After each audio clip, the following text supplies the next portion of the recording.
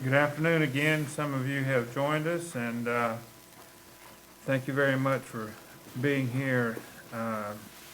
Let's take a moment to bow our heads and think about how lucky we are to be at Holden Beach, and in your own way, pray for the world.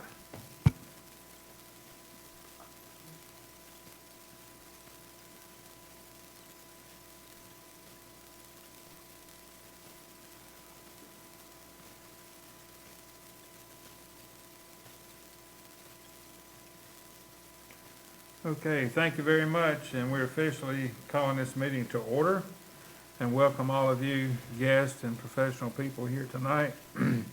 Let's stand and pledge allegiance to the flag to my right. I pledge allegiance to the flag of the United States of America and to the republic for which it stands, one nation, under God, indivisible, with liberty and justice for all.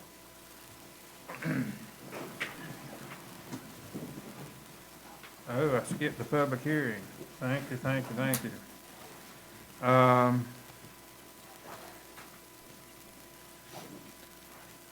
I've had a long day since 6 o'clock this morning. Y'all gonna have to bear with me tonight. So, Madam Clerk, thanks for bringing that to my attention. If the commissioners will bear with me, please, we'll go back and have a public hearing in regards to Resolution 21-04, preliminary assessment resolution to improve the existing soil roadway of Seagull Drive. Mr. Hewitt, do you have anything you want to speak to that? Madam Clerk, you want to speak to that? For the actual public hearing itself, we have about 5 public comments that are online, or before you. Christy says she'll read them if you guys would like. But then we also have Shane here later to do a presentation. Okay, everybody's familiar with the documents that have been sent to us? 5, you said? Yes. Everybody has a copy, and Shane, our town engineer, is going to make a presentation later. Is there anything else that we need to say or do? Only if you want Christy to read them, but I did post them online, so it's up to you. Anybody want her to read all this? You've already got copies of everything. And those are online, anybody wants to read them, right? Yes, under the Town Government tab and the Board of Commissioners tab. Okay. Anything else we need to do in regards to that public hearing? No, sir. All right. Thank you very much for correcting me. And we'll go to item number 3.5, which I'm just going to say welcome Rick to the board. And next, number 4 on the agenda concerning here, are we willing to accept the agenda as presented, except for what Mr. Hewitt just brought to my attention, consideration of adding on number 21, consulting with the attorney in the executive session? That's correct. Okay. Now, are there any other amendments or changes to the agenda? Hearing none, I'm looking for a motion to approve the agenda as amended. Is there a second? Second. Mr. Murdock, seconded. All in favor, say aye. Aye. Opposed, say no. Number 4 is approved as amended. Number 5, the minutes for March 16, April 2, and April 5. Is there a motion to approve those? Motion to approve. Ms. Pat made a motion to approve. Is there a second? I'll second. Mr. Rick says second. Discussion, hearing none, all in favor, say aye. Aye. It's unanimously approved. Number 6, public comments on the agenda and general items. Madam Clerk, do you have anything? We have one comment that's also posted online and before the board if you would like, but we can read that for you if you would like. Anybody want that read? All right, thank you. Number 7, Ms. Ferguson, Assistant Town Manager, you want to address number 7? Yes, sir. We also have with us tonight some representatives from the Coors, so when I finish my presentation, if you guys have additional questions, we can certainly have them entertain those as well. So regarding our coastal storm risk management study,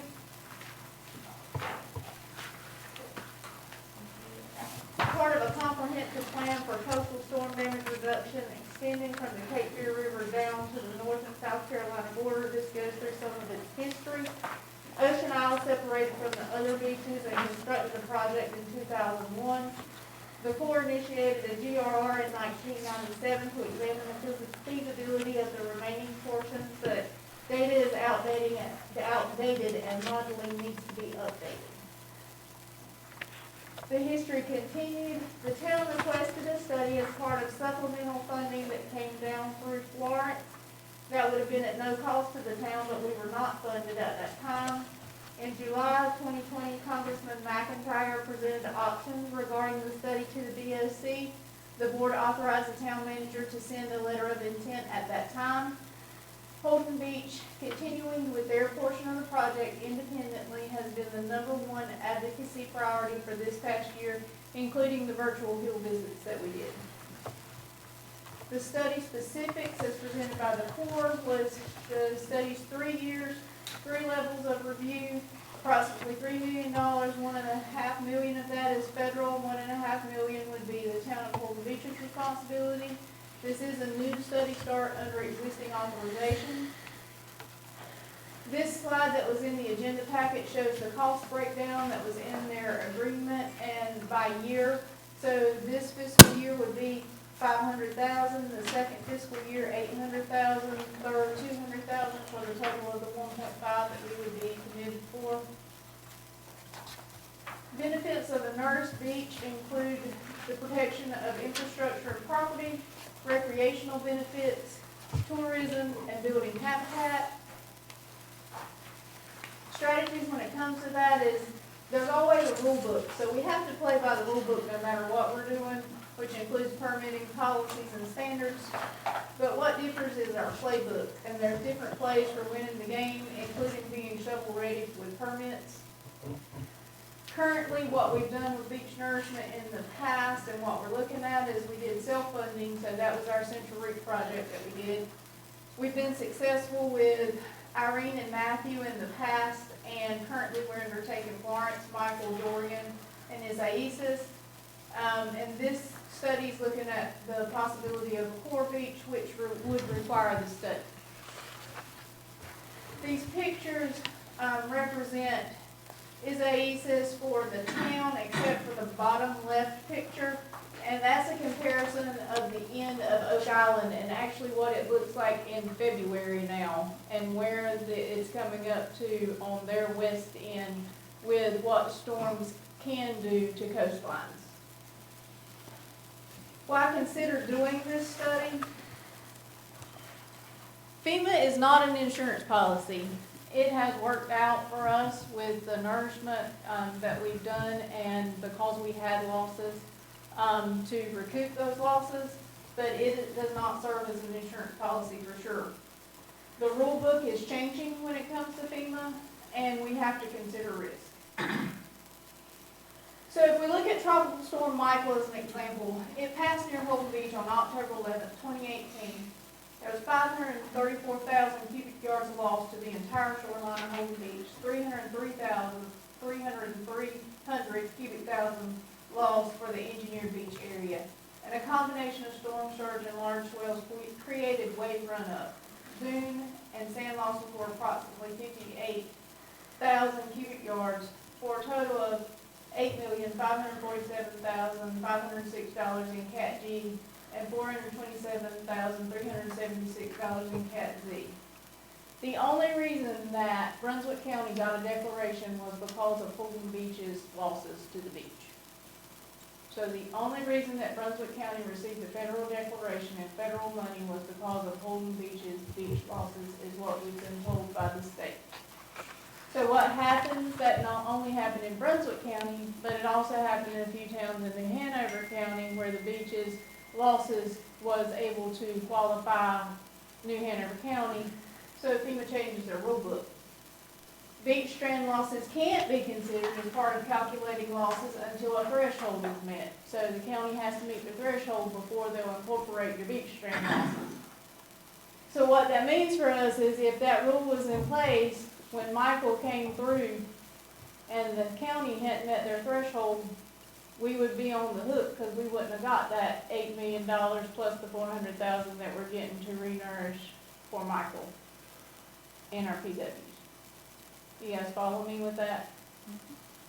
Mississippi is an example of an area that was hit by the storm since this rule change, a beach town, and we have tried to find out what beach town, because we got this information from the state, but they were not able to supply it before the meeting, where they did not get their money because the threshold for the county was not met. So the town was on the hook for its losses. The Papa G, as they refer to it, Public Assistance Program and Policy Guide, is FEMA's ultimate rule book.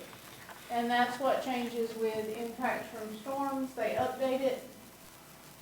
If you look currently in the 2020 version of the Papa G, under Cat G, Parks, Recreation, and Other, which is what the beach falls under, it has, the applicant has established and adhered to a maintenance program involving public renourishment with imported sand to preserve the original design or a specific engineered design that is justified and clearly stated in the maintenance program. And it goes on to say, placement of sand under the following circumstances does not meet this requirement. And there are several bullets there, but the one I've highlighted for the public and for you guys in your packet is emergency or as-needed renourishments when the beach has eroded to a critical condition where all original nourishment is gone. Other changes mentioned or noted, the North Carolina Department of Public Safety had internal conversations and are still having internal conversations about the state's 25% match for FEMA storm events. Basically, what we found out from our representatives is the best they can get is they walk through that yearly, kind of like you guys go through a yearly budget process. And our advocates try to tell the people higher in administration that small towns can't operate on just knowing if they're gonna have to provide that extra 25% from year to year, and that they need to come to some kind of conclusion of when they may see this coming to an end, but so far they're not there. It's just evaluated internally with conversations right now. Mitigation has increasing seat at the table for scoping meetings. They're always there post-storm when we're dealing with them on our losses. And they have extensive comments in FEMA documents, and they talk about repetitive losses. So what are we gonna have in our playbook? Basically, the study with the Corps is an additional play in the playbook if we can't count on FEMA. FEMA's rules continue to change. With the language that is in the Papa G, you can read that to basically mean and see that they could consider that when we make ourselves whole with this next project, that then we would have to put another project down on the beach with our own funds before then they would reimburse us again. So that's not written in stone, but basically if you read that language, it kind of alludes to that point.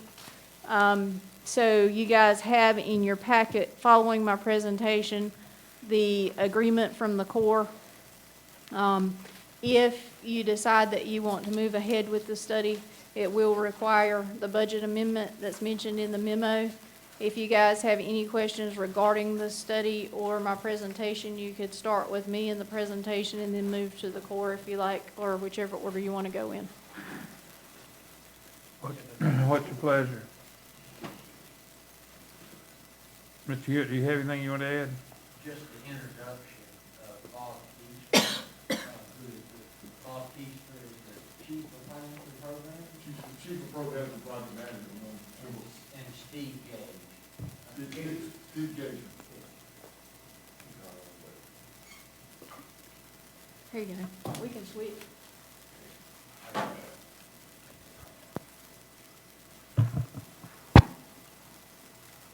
Were they gonna speak, or are they to answer questions, or what? They're- What's your pleasure? First of all, we appreciate all that you do to help us. So, what's the plan, Mr. Hewitt?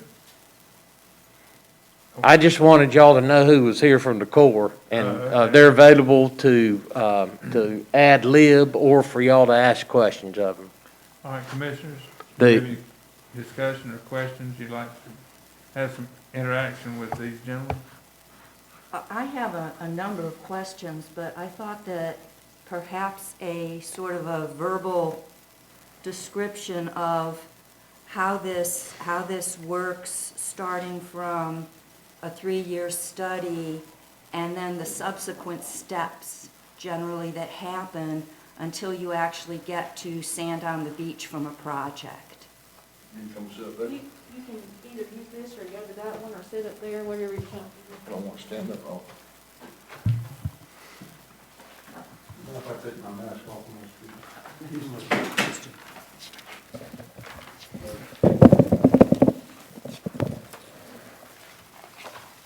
Good evening, my name is Bob Keeper, I'm with the Corps of Engineers in Wilmington. I don't think this thing's on, I think you can hear me.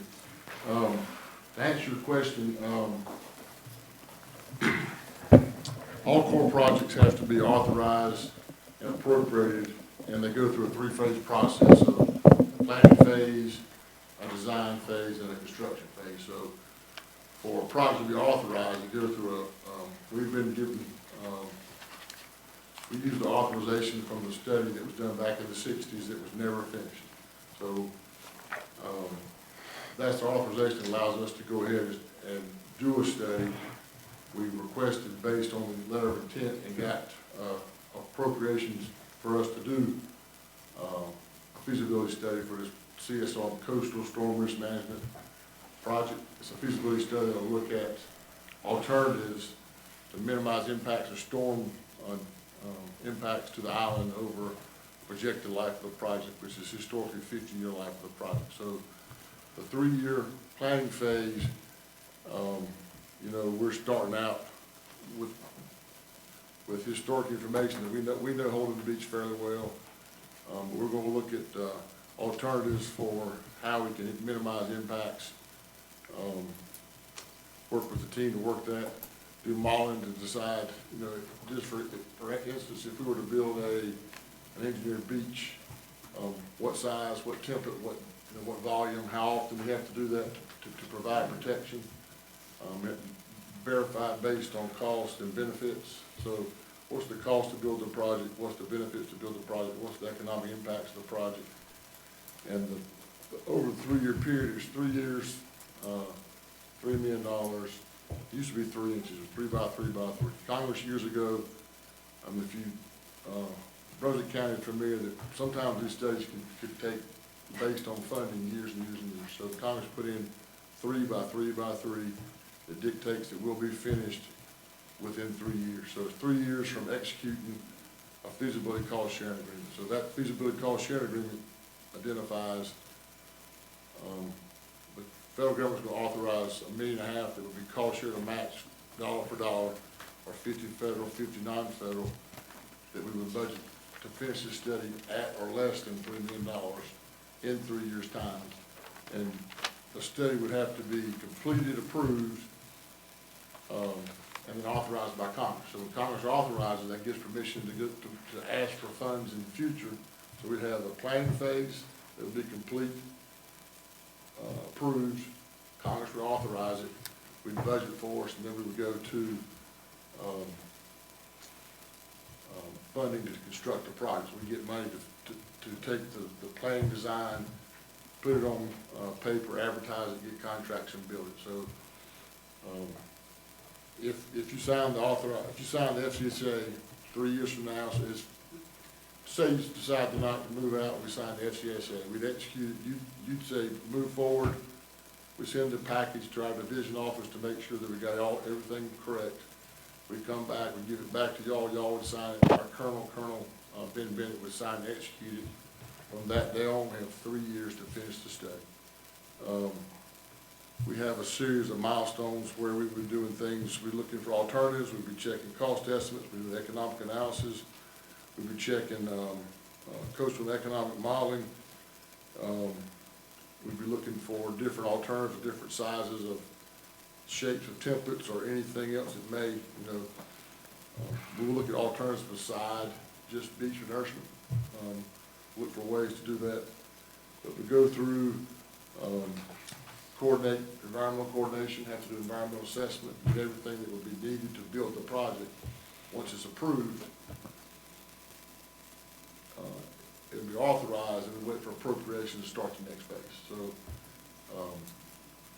the project, a CSRM project is constructed with initial construction and then re-nursed over 50 years based on how often it needs to be re-nursed, every 3 years, every 5 years, whatever it turns out to be. But all that information would come out in the study. To get to your question, how long will it take to get to sand on the beach? I could see, it's all based on funding when Congress provides the funds, and we get funds several different ways. We have gotten funds through regular budgeting process when we go through the president's budget. Has been funded in the past. We've gone through storm supplemental bills like we have. We tried with this study originally for whatever reason, when we of course were not selected. But this time we got funding per work plan package. It was outside of the regular budget process that gave us $500,000 this fiscal year to use to match to start the process. So in 3 years, if we move through, we'd have an authorized project, and we would budget, and then as soon as we get that money, we would move to complete design, put out a bid for package, and construct. So, you know, funding driven, I could see us putting sand on the beach in 5 years at the soonest, probably 10 years, somewhere in that range. Question comes back, if you're, and I like Christie's analogy of having a playbook. At some point, y'all have been looking out for your beach for many years on your own dime and coordinate with the state, coordinate FEMA, and don't blame you in taking care of your own business. At some point, when we go toward construction, appropriations for FEMA and appropriations for core CSRM projects come from the same O&B. So, you know, that's something that I think you want to ask your FEMA rep on if you were to move forward with a design and constructed CSRM project. Can you still qualify for FEMA? And a 50-year life project, once it's constructed, it's cost shared 65-35 for initial construction and 50-50 for every renourishment outside afterwards. We do have cases when named storms come through and have damage to a federal CSRM project. We also do similar to y'all. We have an engineer project with a design life and a maintenance plan for 50 years. When Congress passes a supplemental bill, just like you would have for the storms you have with FEMA, we go through flood control, coastal emergencies, and ask for federal dollars for us to come back and put projects back to pre-storm conditions and many times back to initial construction. If we are allocated for that fund, it's 100% federal. So if we construct a project and we're supposed to re-nurse it in 5 years, and 3 years in, Hurricane Hewitt comes in and does damage, That's a bad one. that'd be a bad one. Not as bad as Hurricane Keystone. I like to pick on Dave. If a hurricane comes in as a bill,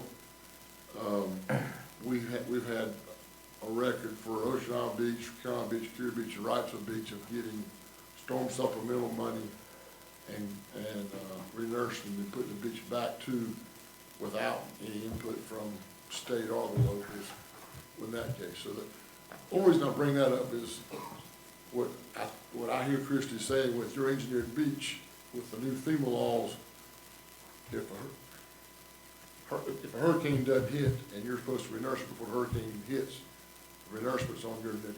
Whereas if a FEMA storm hits and you've got engineered beach that you maintain, they'll help you. Same thing can happen with the core job. But before we could ever construct a beach, we have to finish a study to show that there's a positive BC ratio to justify it. I think one thing that we've experienced in the Wilton District over the last 20 years,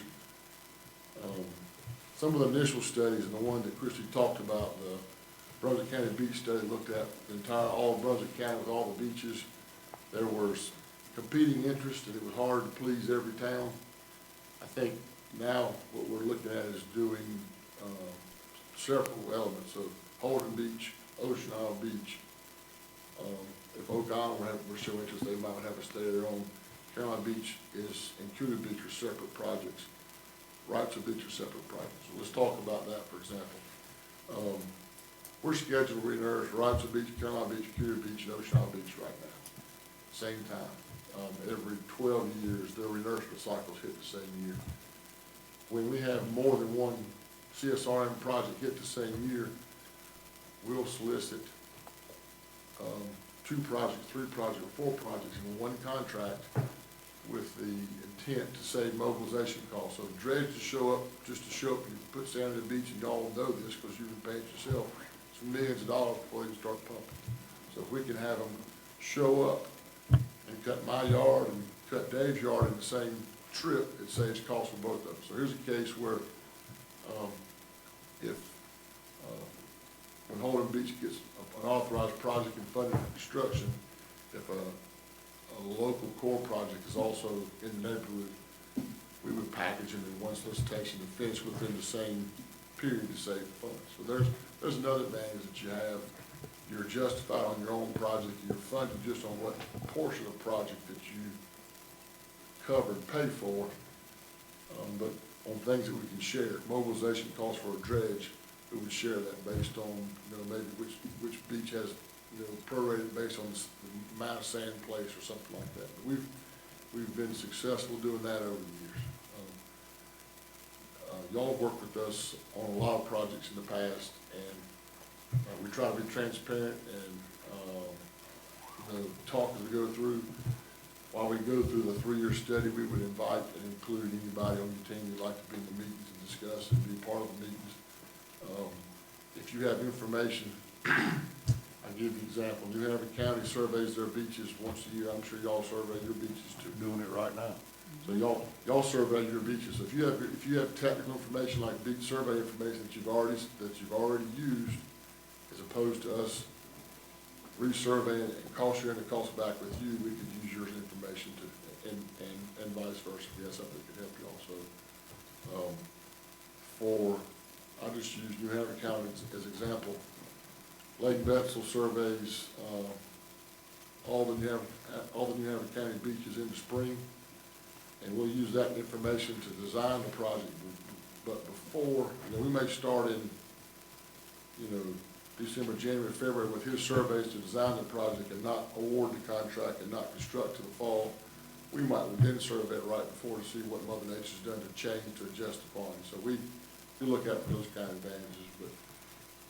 But this is the first regularly funded CSRM study we've been able to get in several years. I think we have 2 that were picked up in the supplemental bill, and we had 2 that we finished prior. So we know how to do this study. I feel confident we can do it within 3 years for sure. And the first thing we work on is update. We have a schedule, a draft schedule, but updating the resources schedule and give you some idea on what it might be. So we say a $3 million study. I hope we can finish for less than that, but I don't want to promise you that. But if we finish it, it's $2.7 million, you get your half of the $300,000 back. So I'm not sure if there's other questions that you might have, but. Yeah, I mean, I just thought it'd be good to hear a general, but if people don't mind, I did write down a series of questions. Can I just ask a follow-up Yeah. question? What is that? I think I heard you say that you got the funding for the study for this year outside of the normal channels.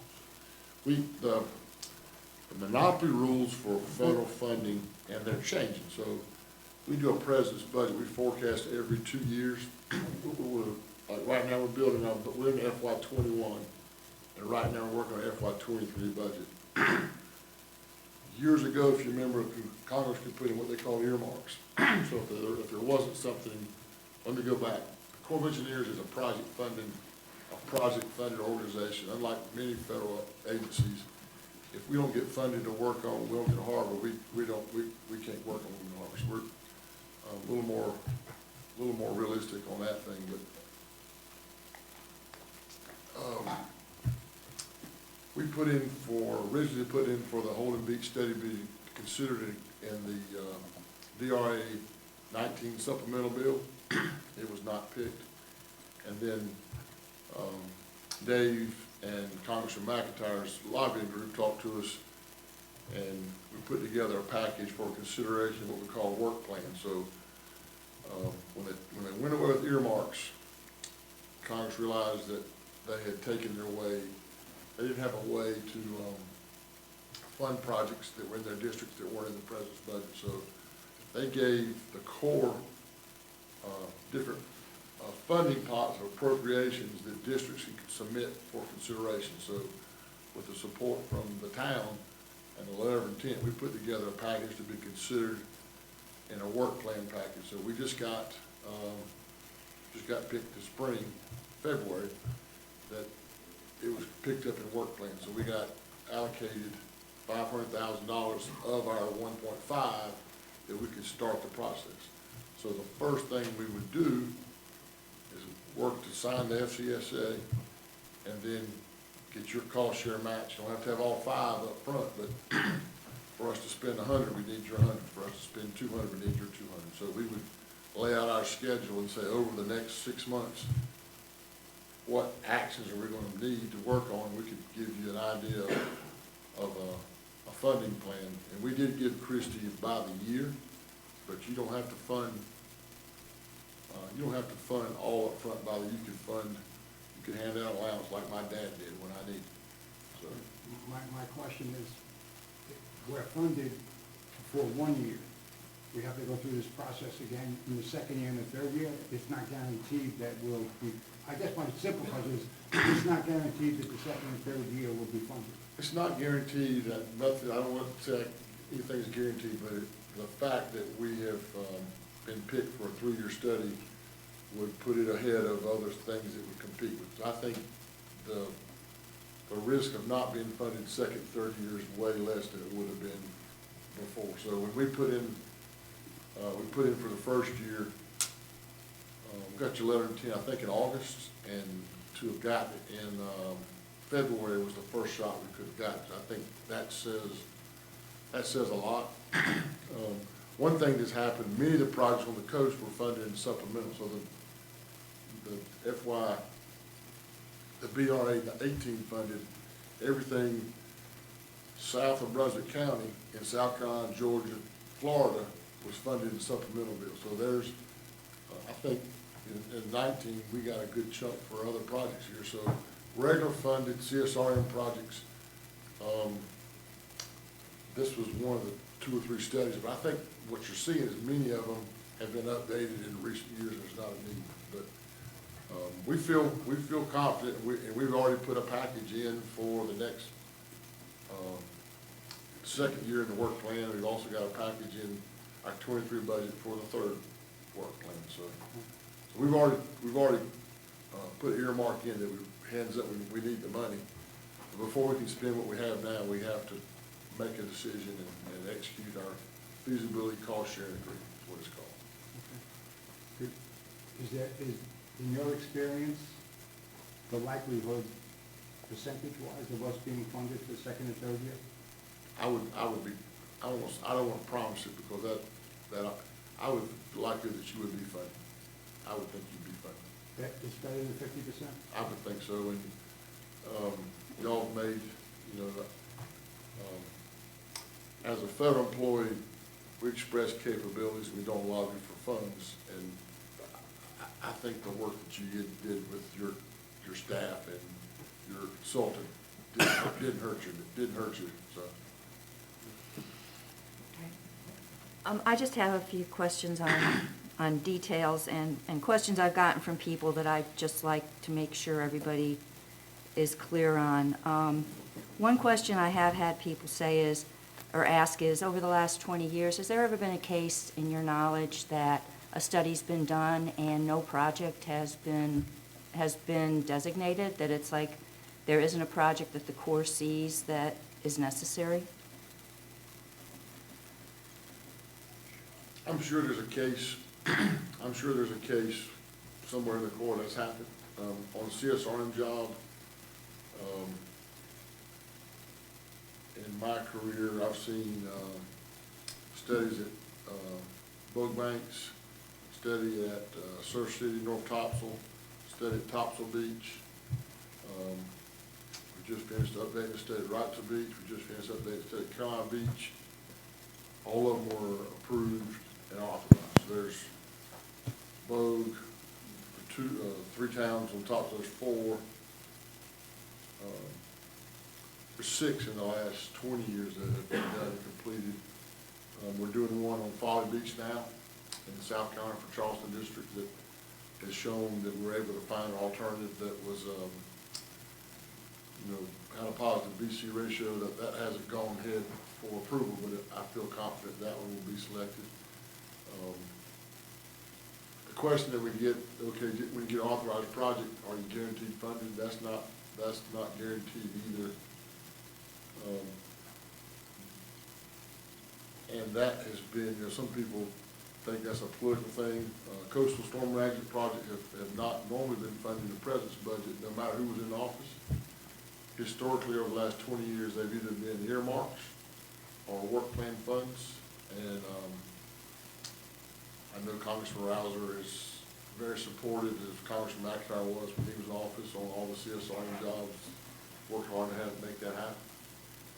But as far as the study that we were to go through and spend the money and have nothing to show for, I don't know of one in our district in the last 20 years. Okay. Sand search. How does the sand search or sand source identification work for a 50-year plan? Good question. That's one of the things that we're looking for is, we'll go through and based on the modeling, we have a certified model we have to use called Beach FX, core certified model that'll look at a series of alternatives of different sizes, different lengths, different elevations of sand, and they'll find which one protects the beach over a 50-year life for the cheapest cost and the highest benefit. So that'll help you figure out, to answer your question, you'll first need to find out what model works for the project, and then how much sand does it need, and then so if it needs 20 million yards over 50 years, you need to go find a sand source. So we would look for adjacent inlets. You've got inlet on both sides. We were also looking for offshore sources and look for those kind of things. So we have some history. We're doing what we call, right now, we're doing a South Atlantic coastal study. And one of their features is to identify sand sources and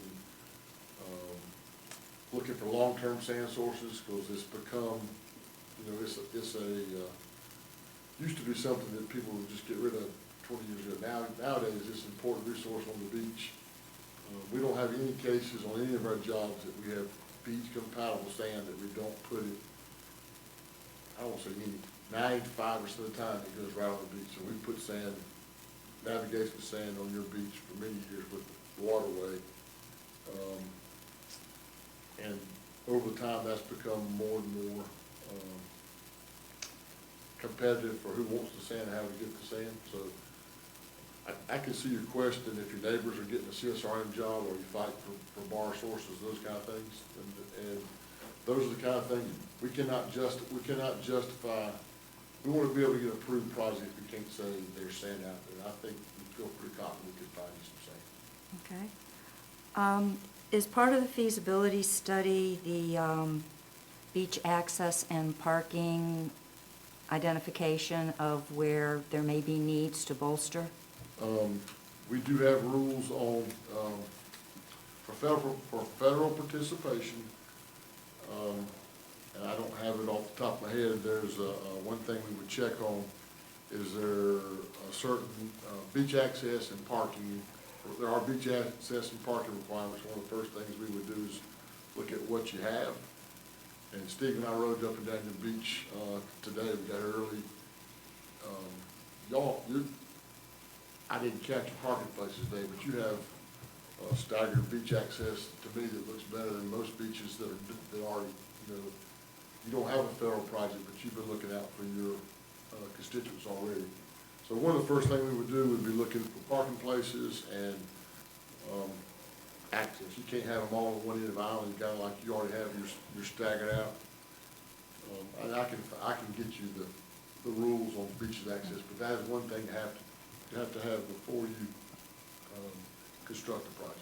So it's, if you need to upgrade yourself, it needs to be done before the construction starts. So we would, if we were to move forward this project, we would sign a SCSA, that's the agreement that you have in front of you. That gets us through the planning stage. And once that is authorized, before we would do any design and construction, we'd sign an agreement called Project Cooperation Agreement, PCA. And PCA goes back and it'll make sure that you'll have your easements for construction completed before we go. It'll make sure that you have your parking access up to date before you go. And what that means, if you don't have, say you're short on parking access, that would just mean, doesn't mean that you couldn't build the project. You could make a decision, I like the parking like I got it, but it could change your cost share, so instead of being 65 federal, 35 federal, it might be 60 federal, 40. Those kind of discussions we can have once we get to the design phase. Okay, just one more question, guys, bear with me, but the discussion we had about FEMA rules changing and how a disaster is declared, is the Corps independent of, if we got our beach wiped out, but a disaster was not declared, the Corps would look at it as there is a project that we have that's been destroyed, and whether there was a disaster declared for the county or not, it will be repaired?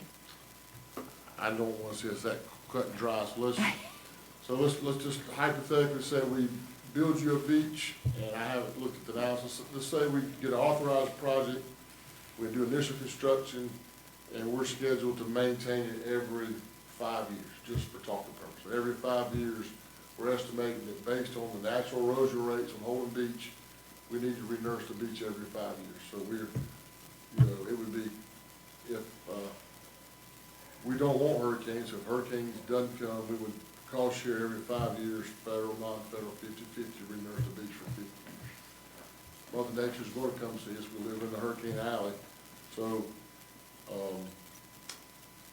if something were to happen and the beach were erode faster, then we would budget for it sooner, and if funded, we could re-nurse it sooner. If we've had cases at Ocean Isle Beach at least once in the last 20 years where we were scheduled to re-nurse the beach, and the beach had accreted and didn't really need nourishment, so we delayed it a year and did it the next year. To your question, I think what you're asking, in my scenario, if we're scheduled to re-nourishment 5 years from now, and 3 years in, hurricane hits and damages the beach where we feel like it can't get to the 5 years, if it's a named storm, just like a FEMA, we would try to pitch that through the supplemental program or FCC to do that. We would, the day after the storm hits, we're out looking at the beaches, and we would meet with your teams to walk the beach, look at post-storm, pre and post-storm survey data, put together documents and request federal funds, and if approved, we would do that 100% federal. So we've done that for all the beaches. We had one for, Steve, was it Florence from Roadway Beach? Hurricane Florence. When Hurricane Florence came through, we looked at Roadway Beach, Canal Beach, Curia Beach, and Ocean Isle Beach. And of the 4, those were the 4 constructed beaches that we had authorized. Roadway Beach was the only one that met the criteria for our FCC funding, and our target to qualify is roughly $1 million. So if your damage is more than $1 million, it qualifies. If it's less than $1 million, it doesn't qualify.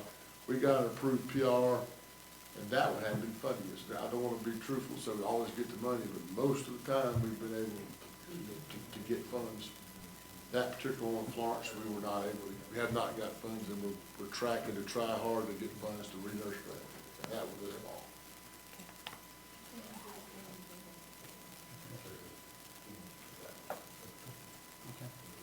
I have a few questions. Sure.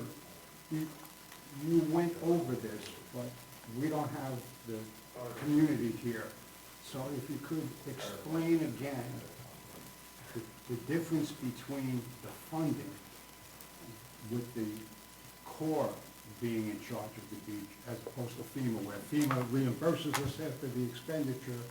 How does the Corps and the community work together to Sure. finance the beach, both regular erosion, storm, and for the building of the project? So, for the planning phase, we'd sign the FCC, we go through, as we'll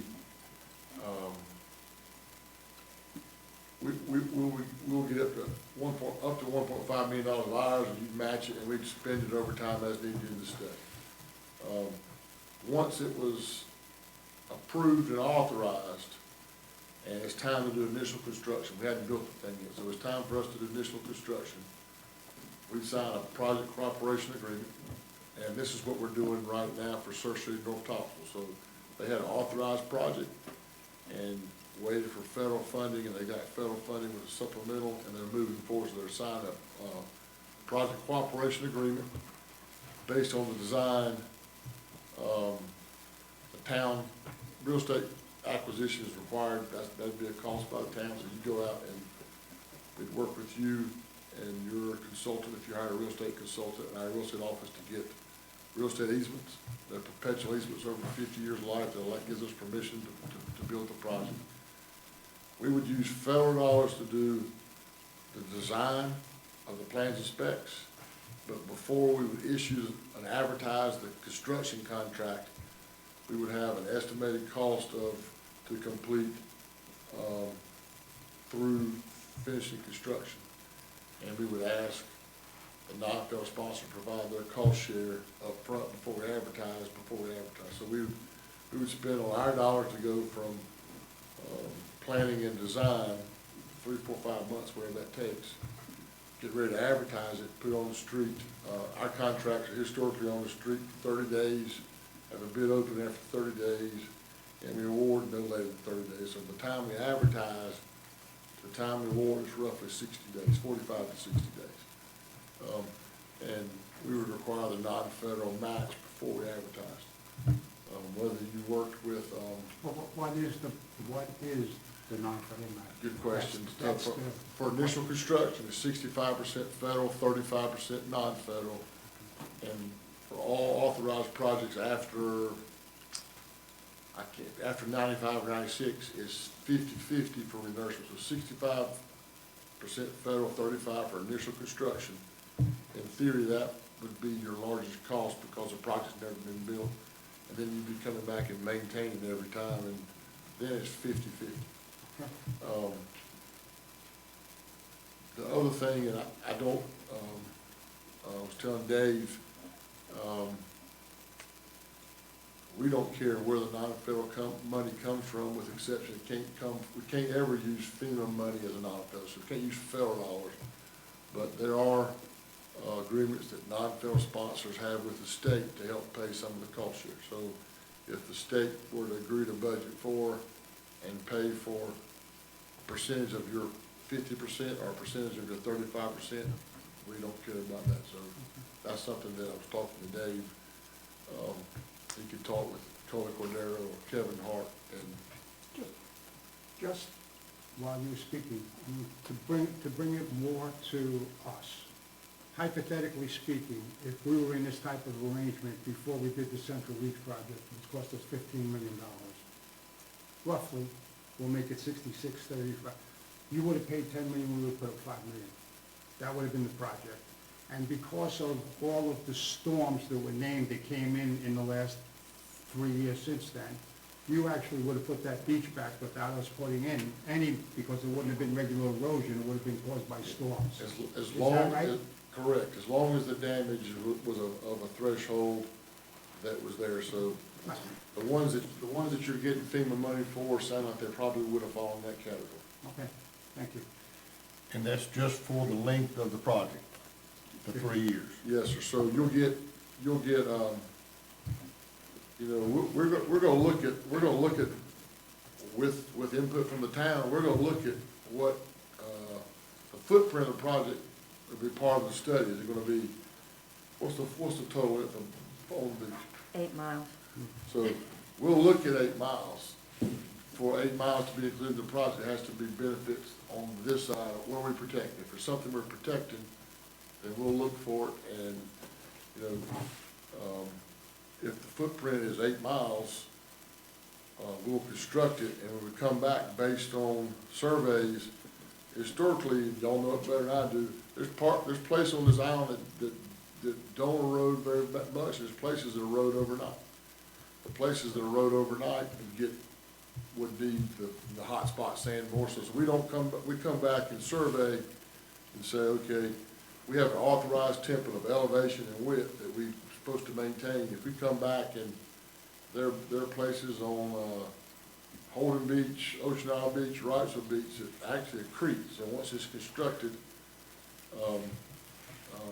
there's places on the Ocean Isle Beach job we haven't touched. This has been initial constructed. That's just how that spot on the beach is. And there's parts of Ocean Isle Beach that we need to get back to quick. And the same thing you have here at Holden Beach, same thing you have at other beaches. So we come back, survey, and we build it back to the template, and we would just, the quantities in theory should be less. We historically would have a dune that would provide protection and a berm that over time will erode. Hopefully we would never erode so fast that you wouldn't have dune protection if that's what we build. So the theory is for a CSRM project is you're putting something out there that knocks the waves down before they get to the beach. And over time, as it erodes away, you're trying to make sure that you never get a hole in your dike so you can build it back before the storm comes. So, it's not, in theory, it's not very hard. What makes it, the finesse of the CSRM jobs is I don't say that's not the right word, the rules of funding and timing of funding, and, you know, Mother Nature sometimes comes in and does different things, but, you know, I think that, this is one that you got an investment of $1.5 million. If we get through, do you have to sign a PCA? If you sign an FCCA, for us to get completed, we would need the money to go through, get an authorized project, and it's not something that you can afford, or change your mind, or politics change, and something you want to do different. To my knowledge, what I understand from FEMA, until a core project is constructed, you can still do what you're doing. I think once a core project is constructed, then FEMA is not an option. But that's something I don't want to speak for FEMA, but that's what we've been told. One other question. A lot of people that have been speaking to me is the question of funding.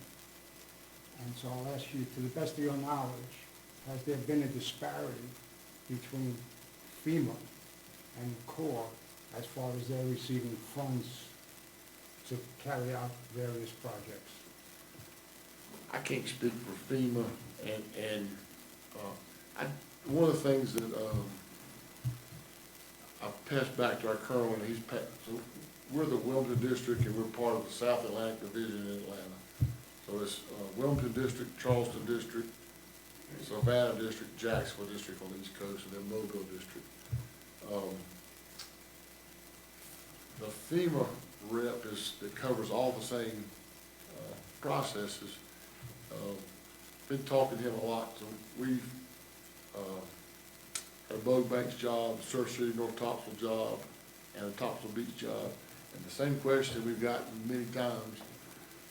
And what I really was going to ask our leaders above is to put FEMA and the Corps in the room so that towns and boards like yourself can hear the story from both sides. Both organizations are here to help and have a place, but don't want to feel like y'all are competing for the best deal. I'm not sure Ours is more of a design project that Congress has provided for over 50-year life to build and maintain.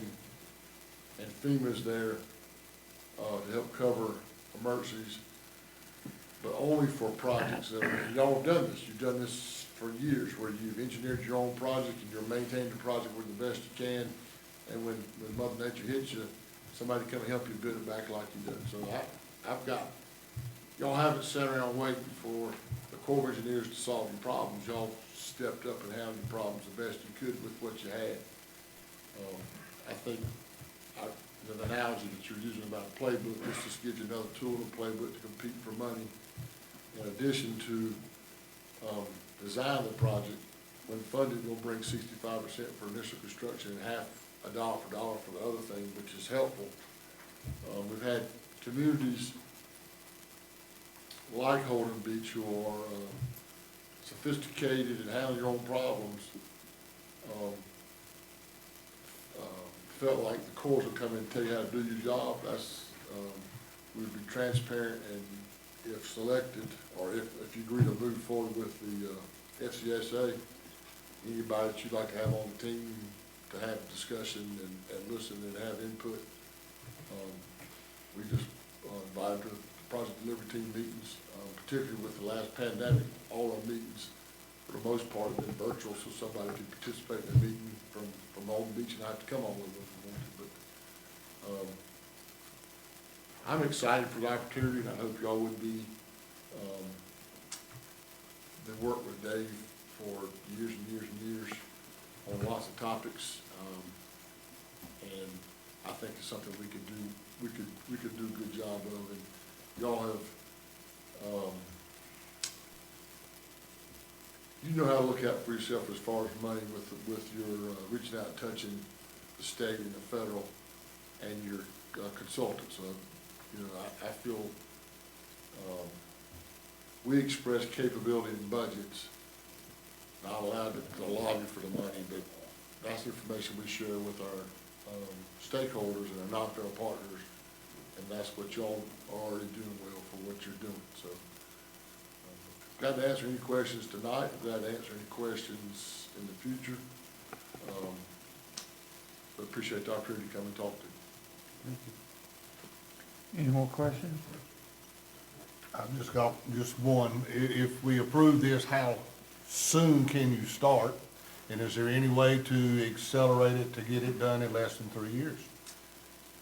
And reduce the cost if we've already started the survey? I'm sure there's ways we can do that. The process for, I was telling Dave, Corps of Engineers agreements sometimes look like Philadelphia law wrote them. And it's a model agreement that touches, that comes from headquarters to make sure that all core districts are following the same process for funding. So the first thing that we'll do is we'll take the packet that you have.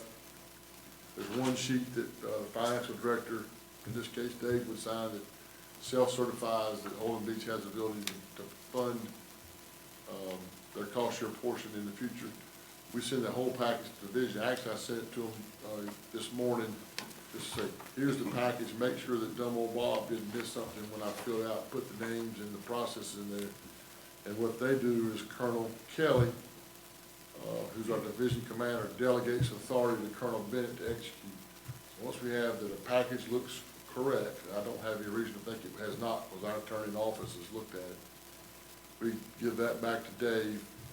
Dave has your, the mayor and or Dave sign different parts of it. Once they sign it the next day, Colonel Bennett signs it and it's executed, and we can start. I think we could do that. The long pole in the tent, they'll have it back to us in a week or two. And if y'all decide to move forward, we can have it signed and executed very quick and start before June. Things that we would do immediately, and we've kind of done some of this already. Go ahead and give a detailed schedule, update, resources for budgets. But to your question about where we're going to find sand, one of the first things we always like to do is look at the resources that we have and do hydrographic surveys or vibrocore surveys that goes out and collects samples of sand resources so we can verify two things. Is it beach compatible sand and how big is it? So we're looking for potential bar sources that we could, look at to fulfill the needs for a 50-year project. So those kind of things would be the first things we would do in, this summer. We'll start looking at alternatives for things that we might consider, different types of alignments for beach jobs. We'd be talking to your towns on information on surveys and that kind of information to help look at things. We'll move forward. We could consider beating 3 years. I'm not sure. I don't sit here and say we can, but I think we do our best to get it done as quick as we can. We do have efficiencies in our team that we're using there. 5 years ago, we hadn't done one of these in a long time. The last 3-4 years, we've done 4 of them, 5 of them. So as far as coming up with the steps, we're not reinventing the wheel right now today. Thank you. Any more questions? I got one, Rick. So it's your opinion that the town of Holden Beach would meet most, if not all, the criteria for a project to be done after your study was completed? We touched on parking, beach accesses, things of that nature, and you mentioned that you rode up and down the island. Our parking is kind of not all the way down through there. Is there any other thing that we need to consider that may be a strike against us, so to speak? The second part of my question, which I was asked to bring up, the inlet is currently taken care of, maintained, however, by the Corps. Is that part of your study, or are the inlets and waterways part of your study, or is that a separate? So, another good question. The Lockwood Inlet is a federal navigation project when funded. Child draft projects like Lockwood Inlet and Carolina Beach Inlet have not been funded regularly since about 2005, and very thankful for the locals in Brunswick County for helping fund that with the government plant. That is funded for navigation dredging, but if it's beach compatible sand, then it is. It could also be a bar source. So Shalot Inlet, for example, is not a federal navigation inlet. We don't dredge Shalot Inlet because for navigation. Only time we dredge Shalot Inlet is because it's a bar source for the Ocean Isle Beach project. So if we were to deem Lockwood's Folly Inlet as a bar source for a project, it'd be a win-win. We'd be dredging it for sand on the beach, and we'd be leaving a deeper hole that you wouldn't have to dredge as often for navigation. Not saying that, I'm not presupposing that's gonna happen 100%. It's highly likely. Anytime, I give you an example, Carolina Beach Inlet's an inlet, a bar source for Carolina Beach. Mesa Inlet's a bar source for Wrightsville Beach. Shalot Inlet's a bar source for Ocean Isle Beach. So whenever we can, if it meets the environmental criteria with COBRA rules, those kind of things, we try to do that because you're dredging it for the beach job, but you're also getting the benefit of a deeper. Your cost for maintaining Lockwood's Fall Inlet, if we design it correctly, would be less. Makes sense. And y'all know better than I do that Mother Nature can blow and we can dredge it and she can fill it up tomorrow. So. That's, I would say Lockwood's Fall Inlet would be one of the first places we would look for sand sources for 2 reasons. It's close, but also it recharges, it's gonna come back. So, safer place for a pipeline dredge to pump if it was. I'm not, this, for example, Curry Beach, the inlet is, the sand source is offshore, that's normally dredged with a hopper dredge that dredges and pulls up and pumps off. Surf Signal Topsail, the bar sources for those are offshore within 3 miles and even further than that. I imagine that's probably going to be a hopper dredge that dredges and pumps out, but it could be a pipeline dredge. But anytime you can get a adjacent inlet for at least part of the project. When the weather's bad, it's nicer in the inlet they can dredge. They don't, not as impacted by the weather quite so much. Other thing that is happening on all our beach projects, historically, we've had environmental windows for placement on beaches. I know y'all experience that on your own project. So with turtle placement, most of our beaches have a window from November 16th to April 30th. And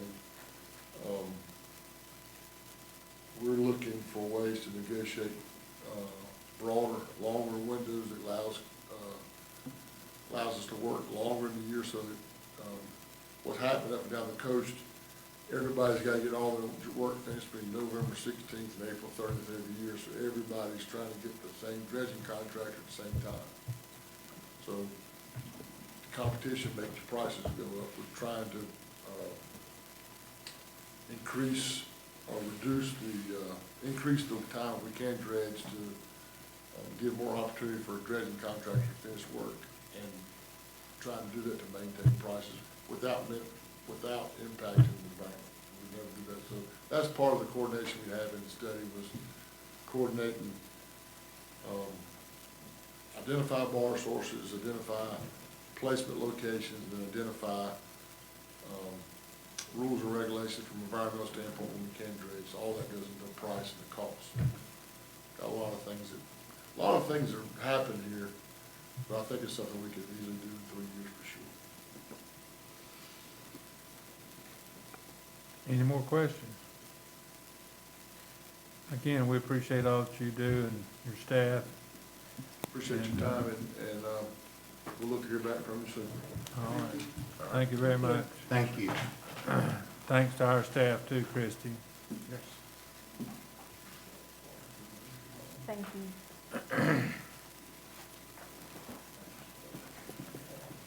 All right, we want to do anything with 7A?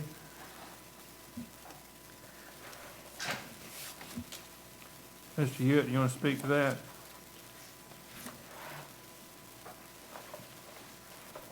For the,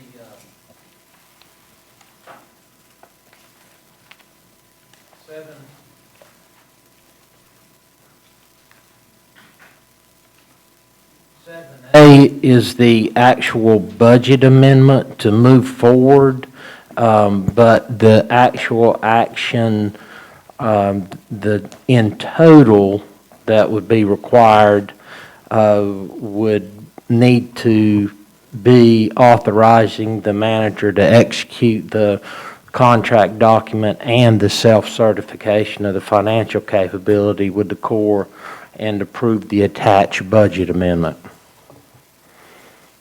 which transfers $500,000 from the Beach and Inlet Capital Reserve over to the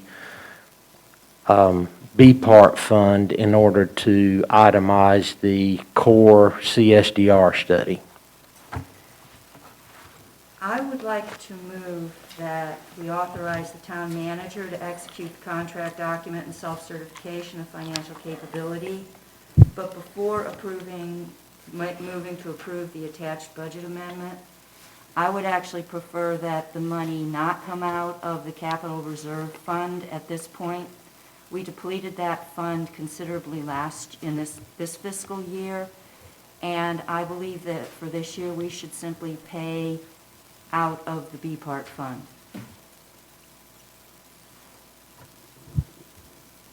It's not a motion, it's a discussion, right? Well, I do move that we go ahead on the contract and self-certification of financial capability. That's a motion. That's a motion. Is there a second? Second. Further discussion, anyone? Just be advised that I cannot self-certify the document without the corresponding approval of a budget amendment for $500,000. Yes. I would just like to make a couple of comments, because this is I have to say, this is the toughest decision that I've had to make since I've been here. Whether to invest this type of money so far into the future without having any idea what's going on. I've been the recipient of a number of articles, documents, information on failed projects, projects that have gone on forever without actually being done, places that have been promised the work would be done and then it's not done. So I've thought about this long and hard. And I'm going to vote for us doing this, but I just wanted to get it out there. It wasn't a simple decision and it wasn't done without giving it a lot of thought. Just as I said with the analysis that the Corps representative agreed to, if we had been in this position 4 or 5 years ago, and we wanted to do the Central Reach project, it would have cost us $5 million instead of $15 million. I'm just roughing it out, 1/3, 2/3 instead of 35, 65. So we would have $10 million less expenditure, and I'm pretty confident that each one of those storms that went through here would have met the criteria, where they would have had to replace that, brought the beach back to where it was, it would have cost us nothing. And although we're going to get $48 million approximately, we've been authorized that we can have that. We have to spend that $48 million, and then we'll be reimbursed for it. So I think, all things considered, $1.5 million is not an enormous outlay for the potential benefits. And so for that reason, I'm in favor of voting yes on this particular item on the agenda. Anyone else? Comments, discussion? If not, I'm going to ask for the vote. You ready? All in favor say aye. Aye. Anyone opposed say no. Madam Clerk, it's unanimous. Did, Mr. Hewitt? I was going to say, your vote was to execute the contract and for me to self-certify. The budget ordinance amendment, if the board is so inclined to spend it out of the B Part fund instead of the capital reserve fund, I'm fine with suggesting an administrative change. Here.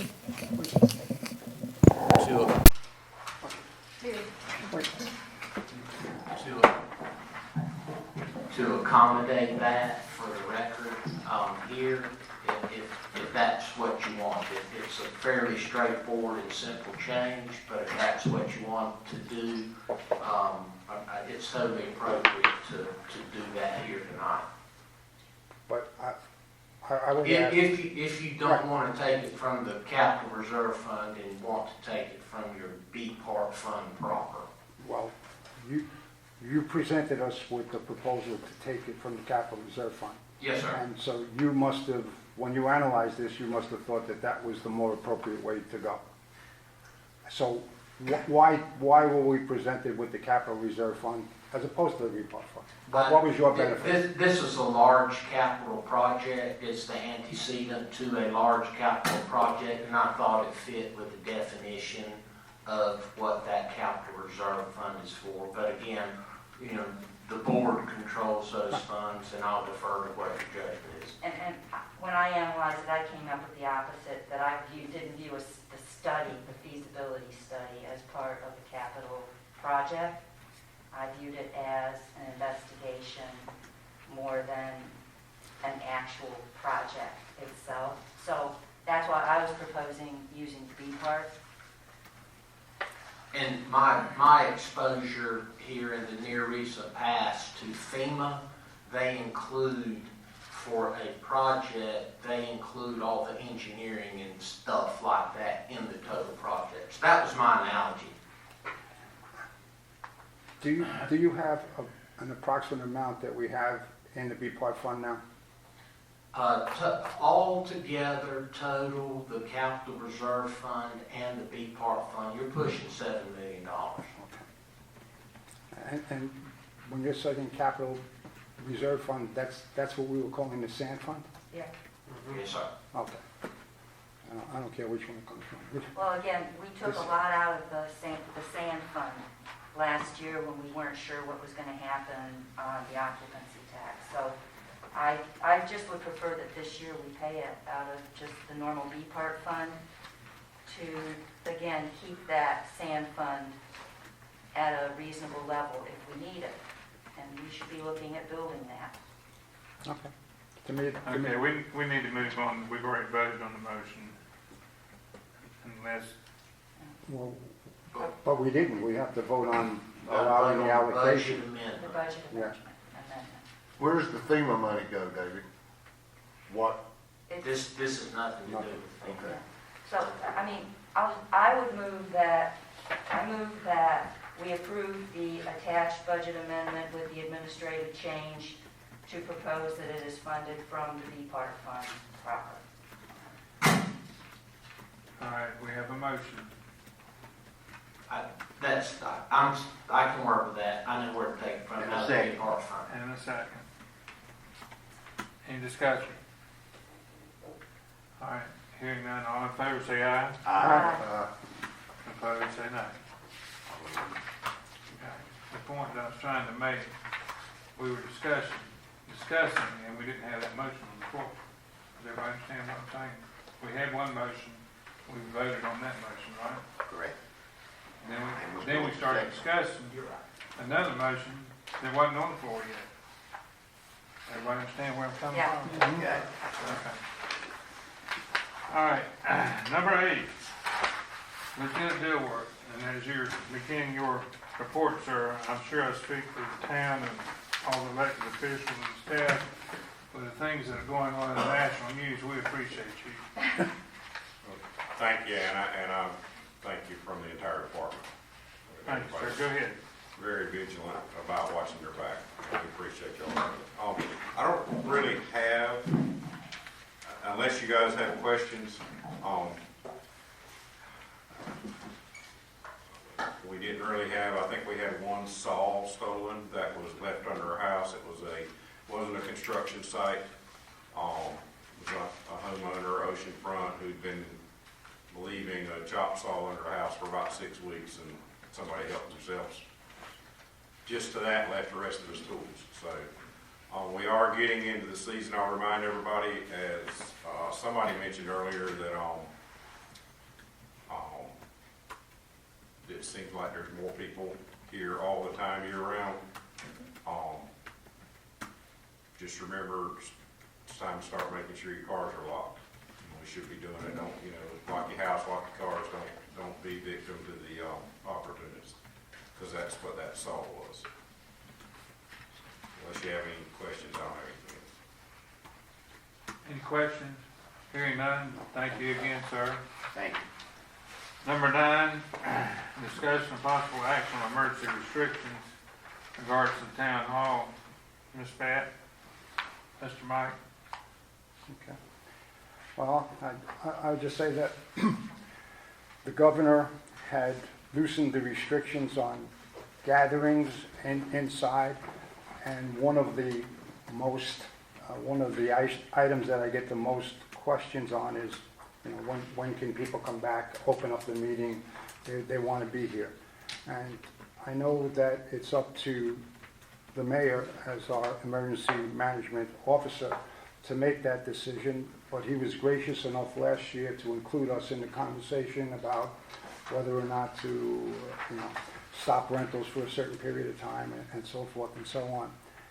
And I just think that it's time that the people eat up to the limit that we can do following all of the restrictions. And if that means only 5 people can come here, then only 5 people can come here. But we should open up the meetings to the amount of people that we can safely and under the law permit. And we should also open up the town for business as long as the people who work in the town have the proper equipment to protect themselves. You want to put that in the motion? Sure. I'll make it simple. I make a motion that we open up all of the board meetings to the permissible number of public that's allowable under the current or present restrictions imposed by the governor of the state, and that we open up the town for business and give the employees of the town the proper equipment they need to conduct business. And I second. I'll second that one. Ask Mr. Hewitt, are there any issues that you're aware of that would be conflicting with the motion?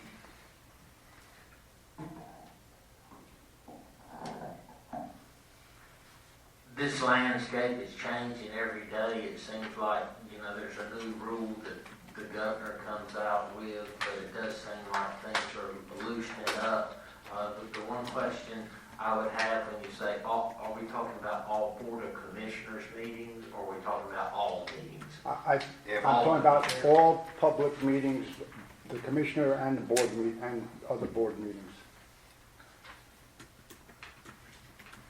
And the effective date on that, because we might need to like get hand sanitizer and that kind of thing. ASAP. A reasonable amount of time for you to do it, what would that be? And how about all of our programs that we've been holding in abeyance? The programs that meet inside here, like Bridge, Rummy Cube, and you say. Well, we don't have to do No. that, but we have to open up the meetings to the public. The business meetings. Yes. The town business. All right, everybody understand the motion and the second? Ready to vote? Yeah. All in favor say aye. Aye. Opposed say no. It's unanimous, Madam Clerk. Since that was done with the emergency manager's proclamation, that would be for the mayor to amend the emergency declaration with it, Heather. Yes, sir. And I will sign that when you prepare it, Madam Clerk. Okay. So did you, I don't, it didn't say in the motion, are we doing tomorrow, or are we ordering the stuff that we need for the staff to have, like the hand sanitizer and the signs and the proper? Oh, do it when you have the proper equipment to protect the town staff. Um,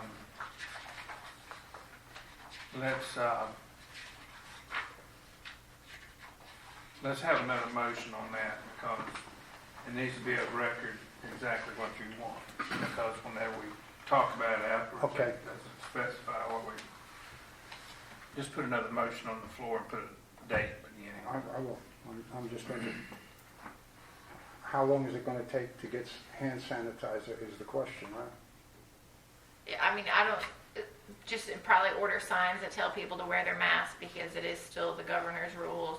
Just, No. I'd say a couple of weeks or a week to just get signs. Okay. April 1. Today's May 1st. 20th, right?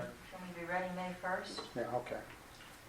So have effective May 1st, all town, board, and advisory board meetings will be open to the public to the allowable amount according to the ordinance in effect at that time from the governor. And the town will be open for business to the public as of May 1st.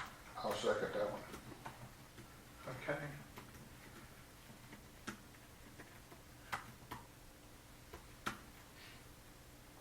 I'd feel better if you would add the words "as may be amended by the governor," because if I heard the motion correct, and Madam Attorney, you can correct me if I'm wrong, the motion as I heard it would make whatever's in effect that day.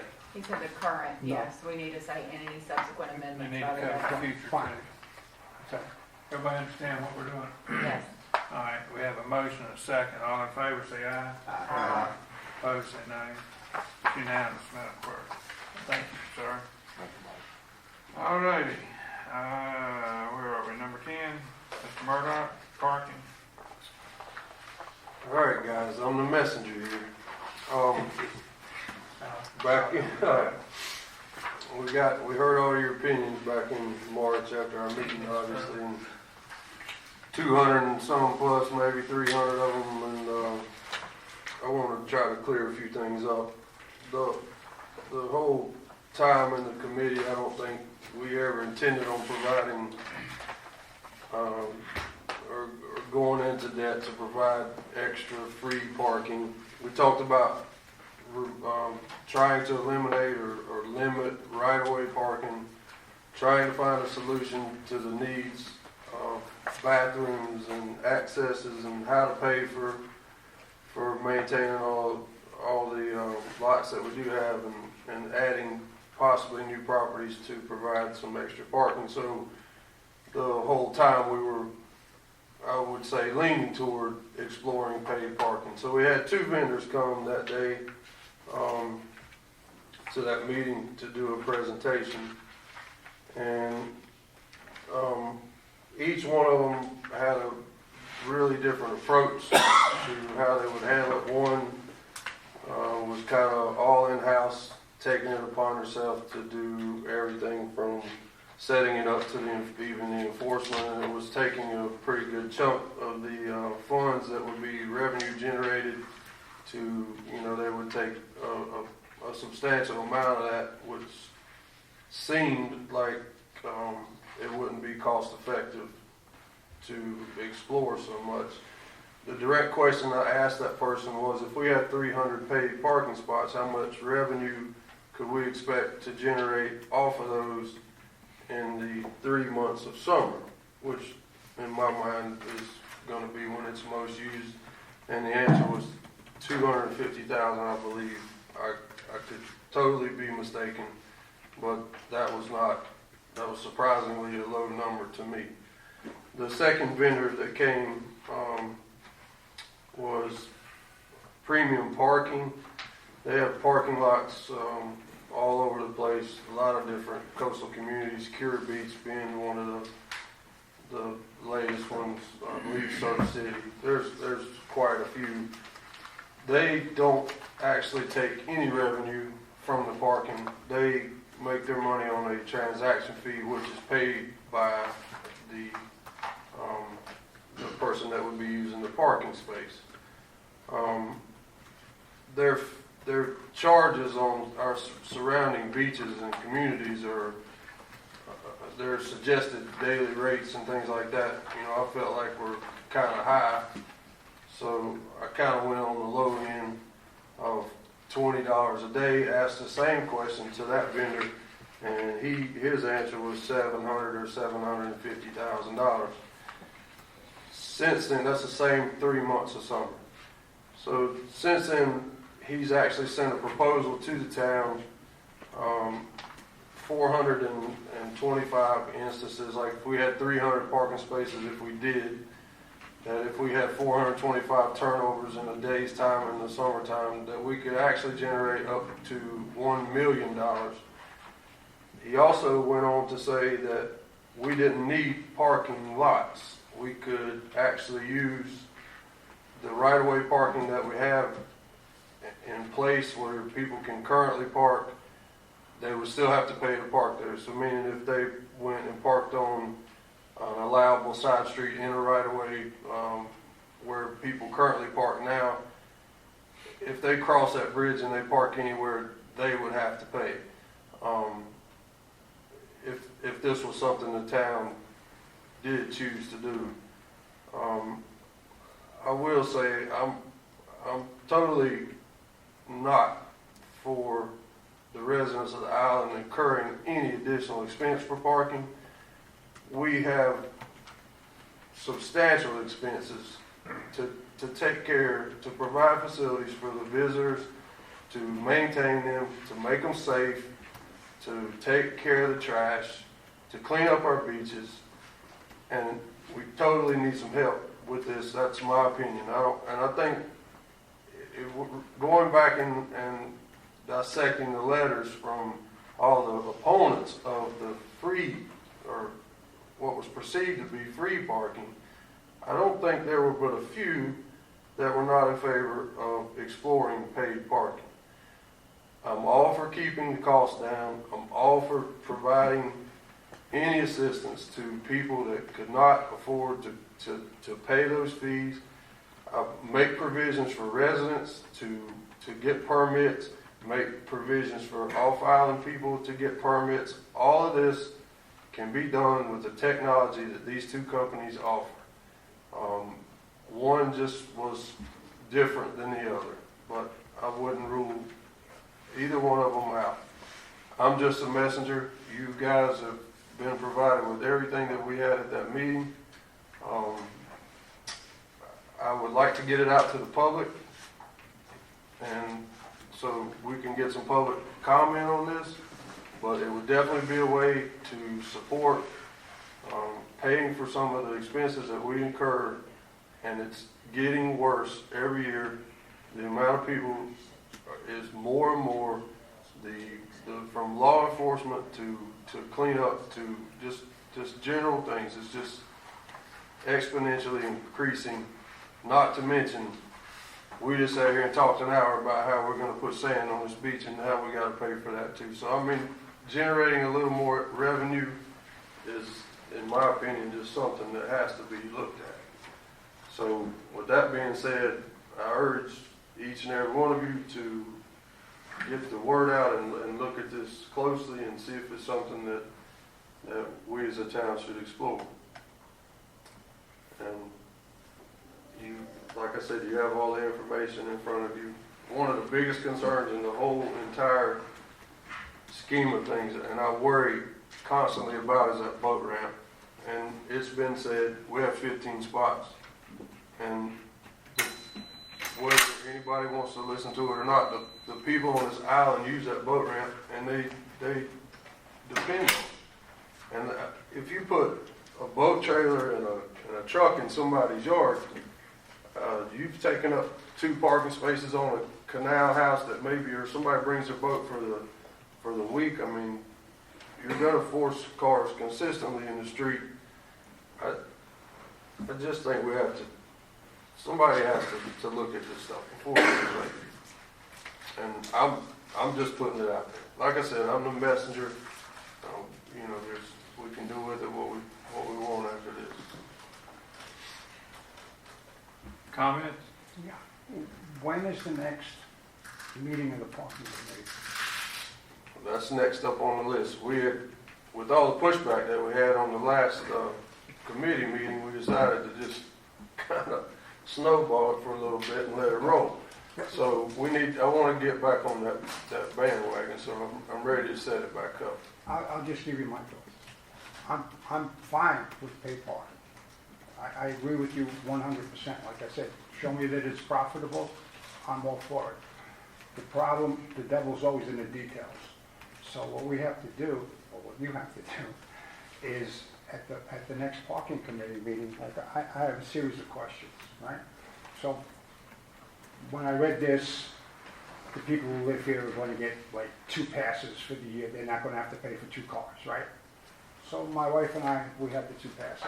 But if we rent our house, everybody who comes in every week is going to have to pay, right? Because they're not going to be able to use, unless they park, you know, they can't use the right-of-way parking like they do now. How does this work?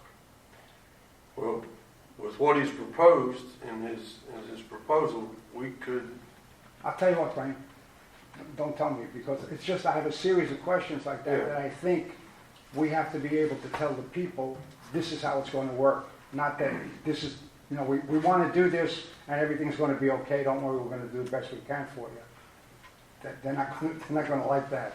But if we tell them, here's how it works. When your renters come in, they could pay $100 for the week, or the owner can buy 2. I've gone to places where the owner buys a couple of extra passes and you can park, you know, the people who are renting can park the car. We have to come up with some kind of, you know, plan so that the visitors can be taken care of, as well as the day trippers, as well as us permanent residents.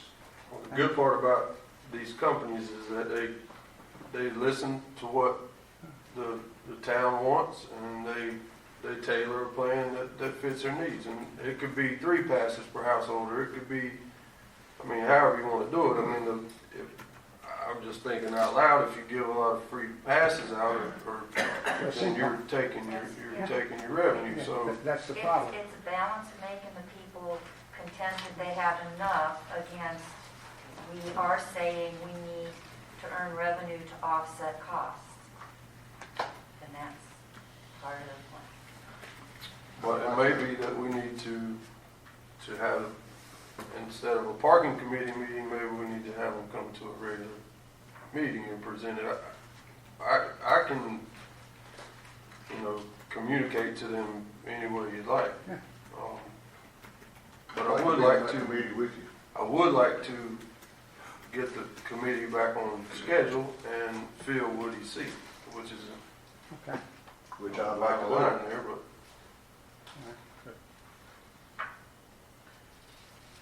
Any more comments? Go down to the next. On the agenda. If there's no more comments, we're gonna move to number 11. well, this is, Mr. Murdock, you still up? I jumped over that, but my counterpart there, Commissioner counterpart, has left the building, so I need to fill the seat. I would also suggest that in addition to filling Woody's vacant seat, I would like to, if it's allowable with the number of people in that committee meeting, to add a couple additional people. Because I feel like the more the merrier on this topic. If we could possibly somehow solicit a couple volunteers that would like to be on that committee, residents or whoever, it would, just be another set of eyes. You may consider with no objections to make your motion. I think I hear what you're saying with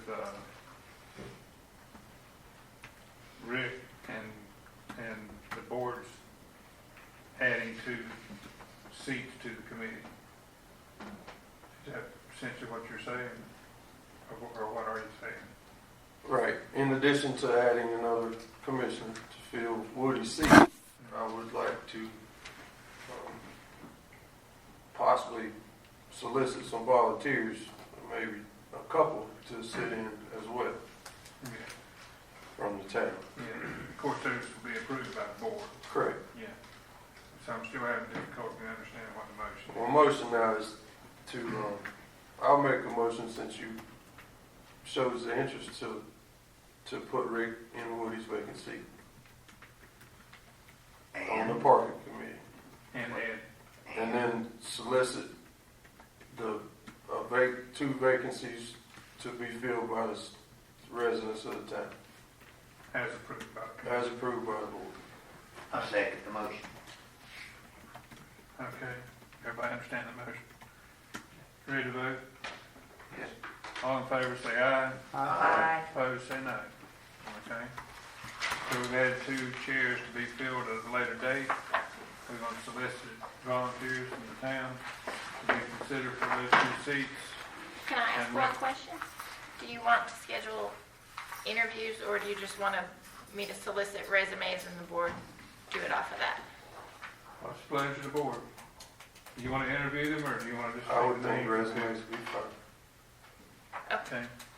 We had some awful good people in the room tonight. Yep, we did. Okay, so are we ready to move on to number 12 on page? Madam Clerk, this is you. Resolution 2106. Yes. At the last meeting, the board adopted the preliminary resolution, which we held a public hearing on today. Shane is here to address any of the comments that we had. Could answer any questions you guys have. But if you guys want to move forward with the project at Seagull, you have to adopt resolution 2106. But because of the hearing requirements, you would have to wait until 5 o'clock tomorrow, so we can either do it at the next board meeting, you can recess, you could schedule a special meeting, but you can't adopt the ordinance or the resolution today. But it doesn't have to be tomorrow at 5 o'clock. It would be until date time certain. It could be the next day at 5 o'clock, Right. just as long as 24 hours have gone by. Anytime after tomorrow at 5 o'clock, Okay. right. So, and, Shane had information, did you want to go over it, or? When is that budget meeting, first budget meeting? May 7th? 7. 7th. That might be a time you could add to the agenda, right? Sure could. Say Absolutely. another call meeting. Yeah, that's what I was thinking too. Okay. But if any of the comments, Shane's here to address any of the comments that people had, if you guys want him to answer any of the things. All right. Anybody have any questions of Shane? He's been sitting patiently here for Well, a long time. the pages that, I have, Heather, up there, is just extractions from the preliminary engineering report that you've already seen that outline the preliminary cost and, preliminary schedule. But, there's nothing new in there. But if you had any other questions that particularly wanted to answer in regards to comments, we can try to find that. And this report is still online for the public to see. This is available for the public. Okay. So if you want to move forward, you don't even have to schedule it now, but if you guys are fine with me putting it on the next budget meeting, I can put Is that the consensus of the board? Yes. Okay, and we're going to encourage everybody to offer their services between now and then, and we'll look at names, right? And act on it May 7th. Okay, are we going to number 13? Miss Pat? Okay, Garbage queen, Yeah. At the last meeting. trashy lady. At the last meeting, we had discussion where we decided that the ordinance that we would propose to address solid waste would have only two changes from the existing ordinance that's already in place. The change would be page 53, accumulation and collection, section A, that we will have island-wide rollback of all trash and recycling containers. We agreed that was a good compromise to get the containers off the road, particularly on Saturday. And the other was on page 54 for rental homes, that we are removing the ability to substitute a recycle container for a traditional waste container at rental homes. So those are the only two changes to the proposal. That was what we actioned at the last meeting.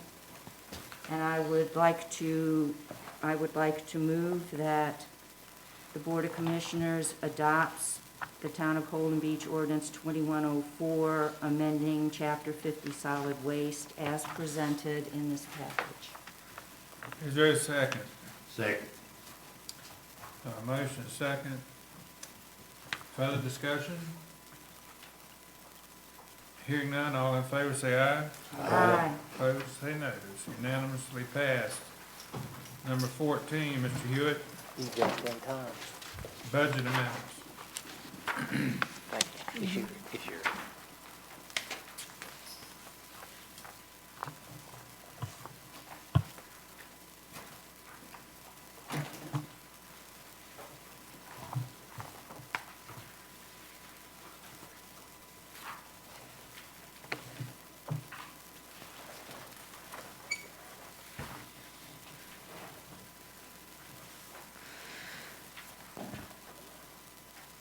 I think Mr. Hewitt passed it over to me. So the capital grants project budget amendment is before you. The size and scope of the FEMA projects, Florence, Michael, and Dorian, necessitate the establishment of a separate capital grants project budget. The projects are currently housed in the B-Part Fund. This budget amendment will move the expenses and revenue associated with these storms to a special capital grants project budget where it will remain open across budget years until project completion and closeout. We did discuss this with the auditor, and they think that this process is the best way to go about it and supports the town staff opinion that it is the more ideal budget setup for this program. It doesn't make B-Part appear to be overinflated as far as the amount of money that's there. And also, we know that we can't finish these projects in one budget year, so it's just cleaner as far as recouping costs and the amount of time it takes to get reimbursements back is better for it to be housed separately. So recommended approval of the attached budget amendment, ordinance 2105, an ordinance amending ordinance 2010, the revenues and appropriations ordinance for fiscal year 2021, amendment number 7. If I could simplify it a bit, this takes the existing $25 million for Florence and Michael, along with the new money for Dorian, which will total $41 million. All those FEMA funds will now be set aside in the separate funds. There's no new money. We're just setting it aside in its own pile. And you guys will be adding ISAISIS to this as we get those project funds approved, which they have been, but when we get that set up. I move that the board approves the budget amendment ordinance 2105, the revenues and appropriations ordinance for fiscal year 2021. Is there a second? Is there any discussion? Hearing none, all in favor say aye. Aye. Opposed, say no. 14A is approved unanimously. 14B is next. Yes, sir. The attached budget amendment recognizes previously received Cat F and Cat B expenses. These are mainly our reimbursements for the sewer system and force account labor, materials, and equipment related to that, as well as overtime and emergency protective measures for ISAISIS for Cat B. The revenues were temporarily housed in miscellaneous accounts for related funds. This amendment moves them to newly created line items in the corresponding appropriate fund. Recommend approval of the attached budget amendment, ordinance 2106, and ordinance amending ordinance 2010, the revenues and appropriations ordinances for fiscal year 2021, amendment number 8. Is there a motion for 14B? Motion. Second, anybody? Second. Any discussion? Hearing none, all in favor say aye. Aye. Opposed say no. 14B is unanimously passed. 14C, Miss. I got this one. Oh, you got I that get one, to Miss take a Hewitt? break. Okay. This is the Inspections Department budget amendment. Our construction economy has continued its upward trajectory during the third quarter of this fiscal year.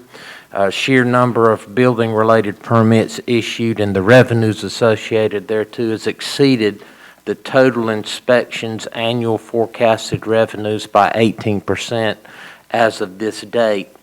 The Fiscal Control Act was revised recently to require that finance officers of local governments and public authorities report revenues and expenditures of inspection fees collected under 164.14 for municipalities. The statute restricts the expenditures of the allowed inspection fees to those expenditures incurred for support of the administration and activities of the inspection department and for no other purpose. This information is now reported to the LGC in the Accounting and Finance Information Report as a separate special interest item, and the LGC in turn provides it to the Department of Insurance for compliance review. Any inspections revenues exceeding inspections departmental expenditures requires a specific explanation in the AFR. Inspections-related revenues exceeded inspections department expenses for the year ending 30 June 2020, and the Holden Beach fiscal year 2020 AFR submittals articulated the same. This budget amendment, 2107, the Revenues and Appropriations Ordinance for fiscal year 2021, Amendment Number 9, increases the fiscal year 2021 general fund appropriations by $40,689 to recognize the actual revenues received to date and provides corresponding expenditures for a new inspections departmental truck in the amount of $39,689 and the associated administrative homeowners recovery fee reimbursements $1,000. And I recommend that the board approve this budget amendment. Okay, is there a motion? I make a motion that we adopt ordinance number 2107. There's a second. Second. Any discussion? All in favor, say aye. Aye. Opposed, say no. 14C on the agenda is approved unanimously. 14D, Mr. Hewitt, you still up? Yes, sir. Ordinance 2108 regarding recycling is needed to adjust the Blue Can Home Recycling line in order to be in accordance with Physical Control Act, with GASB 159.8. The collected revenues and correlated expenses for the recycling services have exceeded the previously budgeted amounts, due in part to the higher than expected number of new homes being built. There's other reasons too, but the adjustment brings the line total to the newly projected year-end amount based off the town's fee schedule, and I recommend that the board approve ordinance 2109. Amendment number 10. 2108. We got two numbers. I've got 8. You got 8 up top and you got 9 in the, It should be 8, sorry. 8. It should Okay, be no 8. problem. All right. Ordinance number 2108 for the record. Is there a motion? Motion. Is there a second? Second. Any discussion? Hearing none, all in favor say aye. Aye. Opposed, say no. 14D is approved unanimously. Madam Clerk? May I make one comment that I think that given that we have just approved the ordinance for waste, that makes it clear that you cannot substitute a blue can recycle for a normal waste can for rental properties, that information be blasted out to the town, you know, just to residents and property owners so that they're aware of it. I thought that was in the trash ordinance. Pardon? It was the trash ordinance, but it's just to communicate it. It's just fortuitous, it's happening at the same time. All right, Ms. Pat, you're up for number 15. Okay, at the last, we continue to work, there are a lot of things going on, mayors, different organizations, to try to work with the county to mitigate the proposed water rate increase, which, as you know, for wholesale purchasers, which Holden Beach is a wholesale purchaser, the water rate will go up, according to the current proposal, by almost 82%.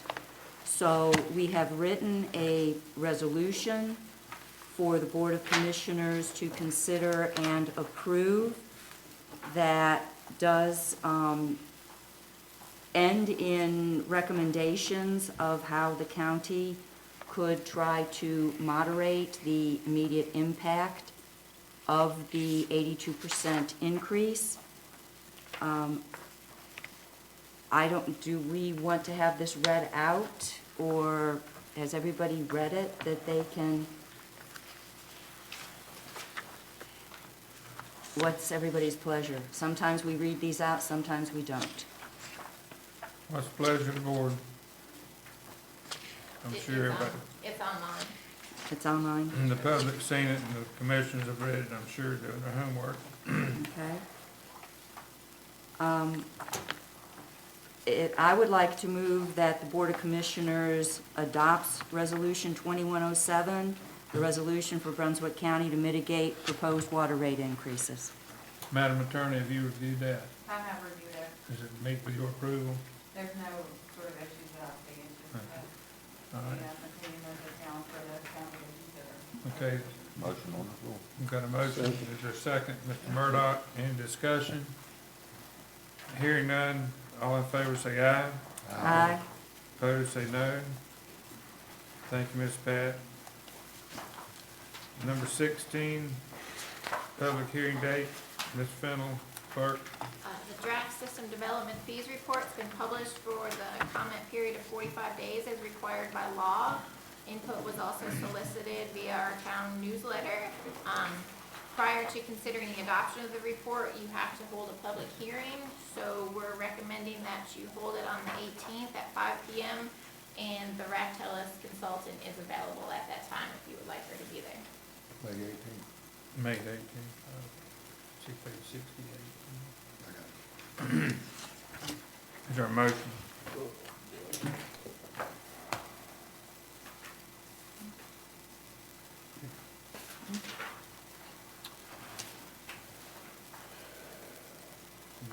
I move we schedule the public meeting at the next board meeting on May 18th.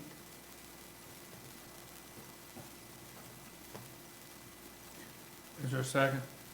Second. All right, all in favor, say aye. Aye. Opposed? It's unanimous, Madam Clerk. Mr. Mike, number 17.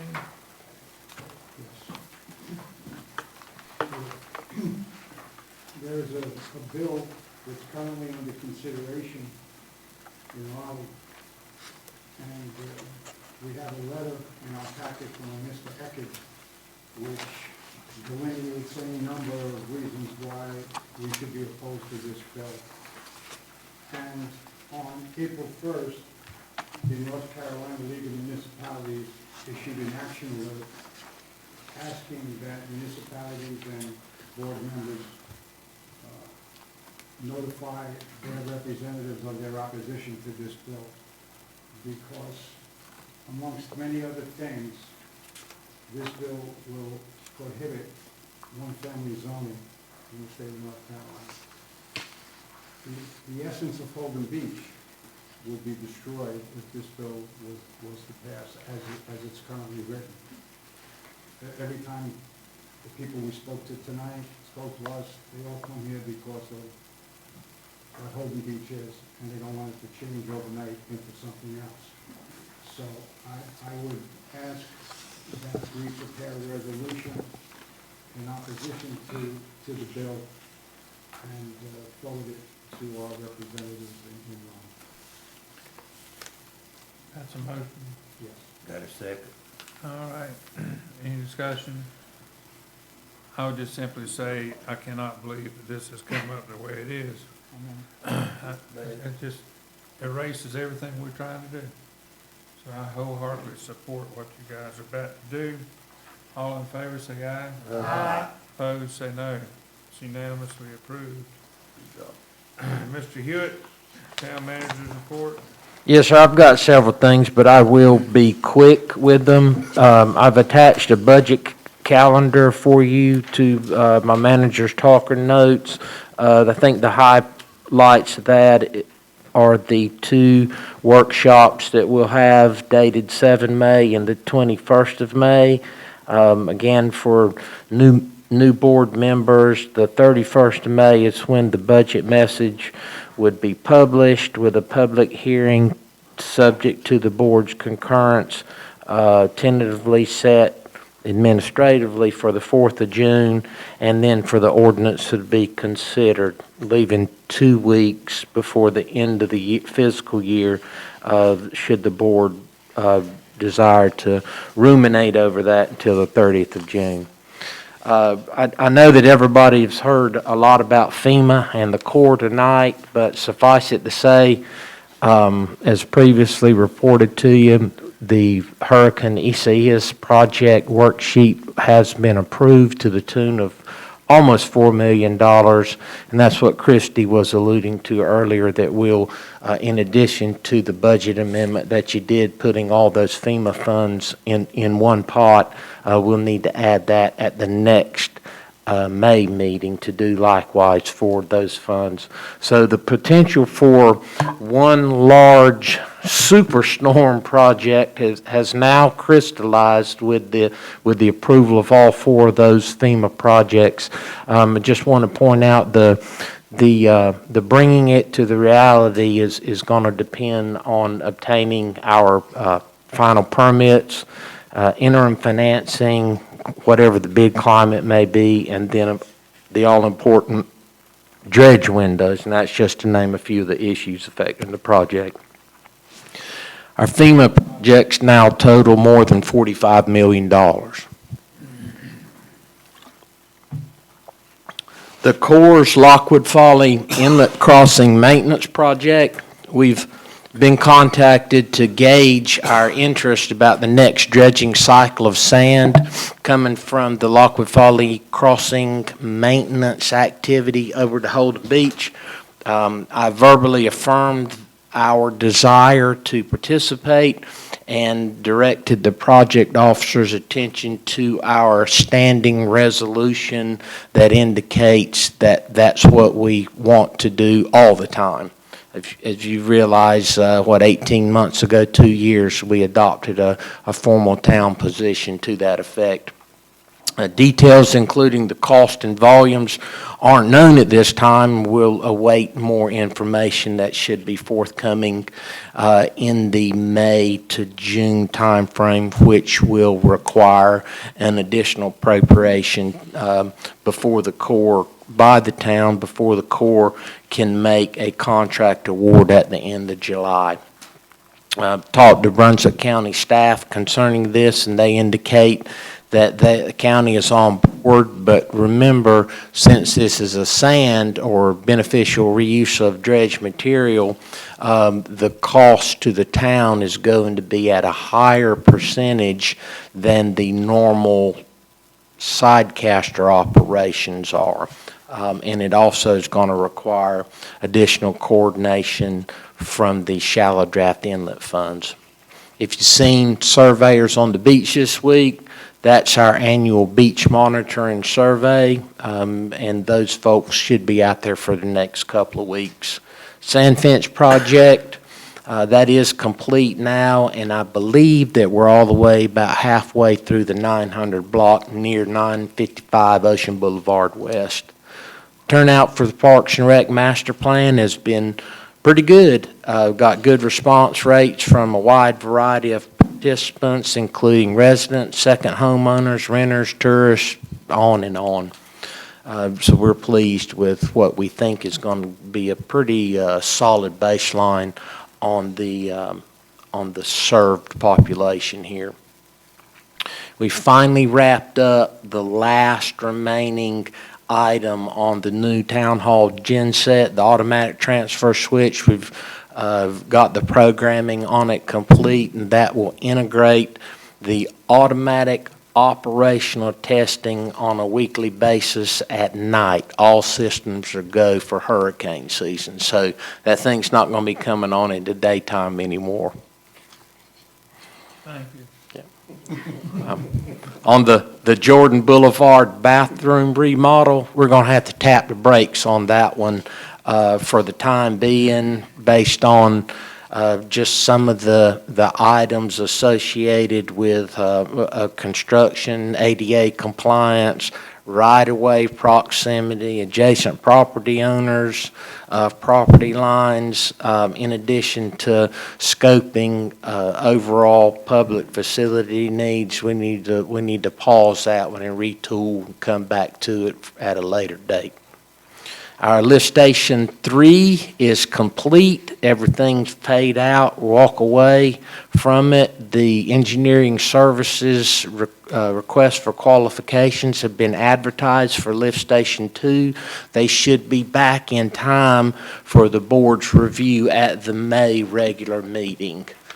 Brunswick Avenue paving is complete. Subject to Shane's inspection, and I anticipate sign off unless he tells me otherwise here in the forthcoming few days. Status on the Ocean Boulevard resurfacing and bike lane construction, not to be repeating information that we got last week, but it did have a follow-up meeting with the DOT representatives that visited with us at the last meeting. Y'all are going to hear these acronyms from time to time. GSATs, that's the Grand Strand Area Transportation Study, and TCC, that's the Transportation Coordinate Committee. GSATs is going to have a meeting on the 5th of May. to solicit a call for those directly attributable federal project funds. That'll be due the 1st of September. So that's the meeting that, of the committee that I'm a member of. That's one tier below the Transportation Advisory Committee that the mayor sits on. And then we will have a seat at that table to get our hat in the ring for those grant funds on the bike path. We'll know in October what that is, but I'm anticipating a favorable result. Without making a promise, it sounded like that's what DOT wants to do too, and it's also the vibe I get from the GSATs fellas. The schedule is that DOT and the town will have to enter into an agreement once we know what those awards are that come out in October, sometime in the December 21, January 22 timeframe, an April let of the contract with a July award, and paving in October of 22 for the resurfacing and the construction of the bike lanes. And that is all I have tonight. One other thing, David, what you spoke to me today about, That's in executive session. okay. Yeah. Any more questions or comments about Mr. Hewitt? I do have a question, and Mr. Clemens, I see some pretty heavy work going on over at the pump station there at the bridge. What kind of issues do we have going on over there? We had some duct wiring piping right there at that station that hydrogen sulfide gas had just about eat completely away. And we actually had to do some rewrapping of some piping and replacing it with some PVC pipe, so it'll serve us better in the future. Actually, I guess we're doing good. We've got by as long as we have, because when everybody thinks the sewer's new to the island, well, we've been on the line since about 2006, so it's been a pretty good while. But I'm glad I caught it when I did, because the last thing I want is a sewer spill up under the bridge here on Jordan Boulevard. But we've got it under control. Should be complete with it maybe by tomorrow evening. Would you call that a major repair or minor? Well, it ain't something I can handle in-house, so anything that I can't handle in-house, would consider major. Okay. But it did have the potential to be in a complete disaster, and we have done a few things there in that well, the way the piping goes back in there, and I'm hoping maybe it'll help us in the future, and it will be better than what it was originally. Okay. Thank you, sir, you and your staff. Mr. Brown, we're on number 20. No, it's me, yeah. I'm about to skip over a couple of things here. Not in order of importance, but I get these correspondence items from time to time from mayors across the state. And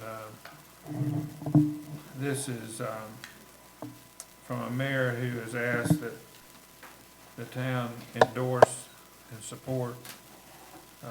I'll read.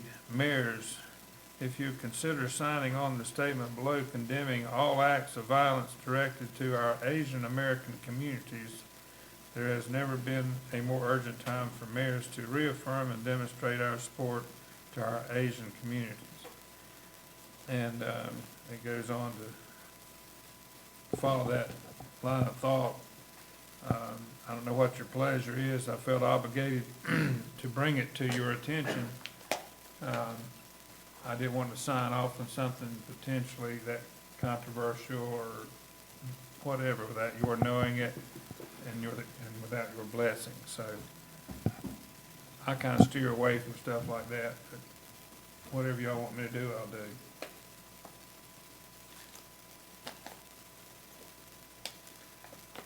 Or we can do nothing, but I just wanted to bring it to your attention. Hearing no suggestions, I'm going to move on to another item, unless somebody's got something to say. I'm on the fire committee with our Tri-Beach Fire Department over here, and we had a meeting this week, I think it was this week,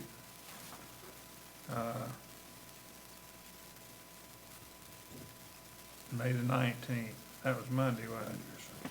Got my days run together. Coming out of that meeting, the primary discussion was fire fees. And in that discussion was the condition of the fire department. Tri-Beach Fire Department was built in 1968. And the lack of satisfactory conditions of the building and of the things in today's fire department worlds that that building does not provide. That's a big expense item. And then some other issues. Make a long story short, coming out of that meeting, the suggestion and approval to ask the county commissioners to allow the fire fee to be increased by up to 15%. So, 15% sounds like a lot of increase, which still leaves Tri-Beach considerably lower than some of the other areas. And it does allow the Tri-Beach facility to be operating within the guidelines it operates under. So that is a report on that meeting, and we all hate to see increased fees, but I don't know how they're going to continue to operate out of that building. And also, it was recognized, thanks to the generosity of the town of Holden Beach, that if indeed a building ends up being built to replace that 1968 facility, that the town of Holden Beach will work with Tri-Beach Fire Department in trying to house some of the fire equipment in our garage, maintenance garage. And my understanding that that was approved and discussed with you, Mr. Hewitt, and I assume the blessing of Mr. Clemens. And I just want to qualify that while the new building may be built down the road. Are y'all aware of that? No, I weren't. Have we provided shelter for those equipment items in the past? Not that I'm aware of. Oh. Yeah, what you done now? Well, I was listening to what I was being told, and I just thought Paying any attention. I was wide awake and I was Yes. paying attention. I'd like to accommodate them any way I could, but right now, we're running out of shit for what we've got. Okay, well, maybe we need to revisit that, but it won't change the request that the committee has voted to send forward to the county commissioners. But I apologize to anyone that's listening if I dreamed this up, but I'm pretty certain I was awake and on top of it. So we'll check into that. I don't think I agreed to it. Not a formal agreement, but in the past, anyway. All right, well, moving right along.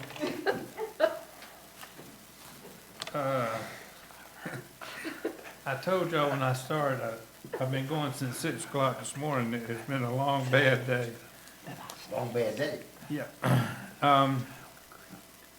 I would make all of you aware, I'm sure you continue to get communications from our friends down at Point West in regards to the water issues, and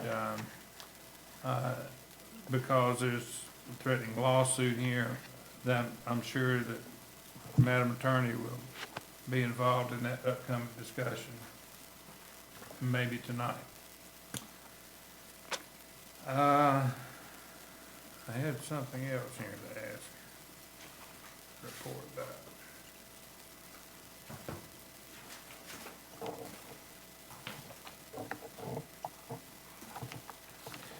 Well, I can't find it, so it must not have been too important.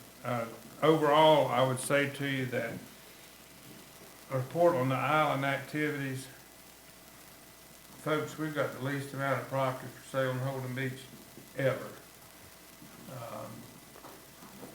Demand is high, construction is high, as our town building inspector can attest.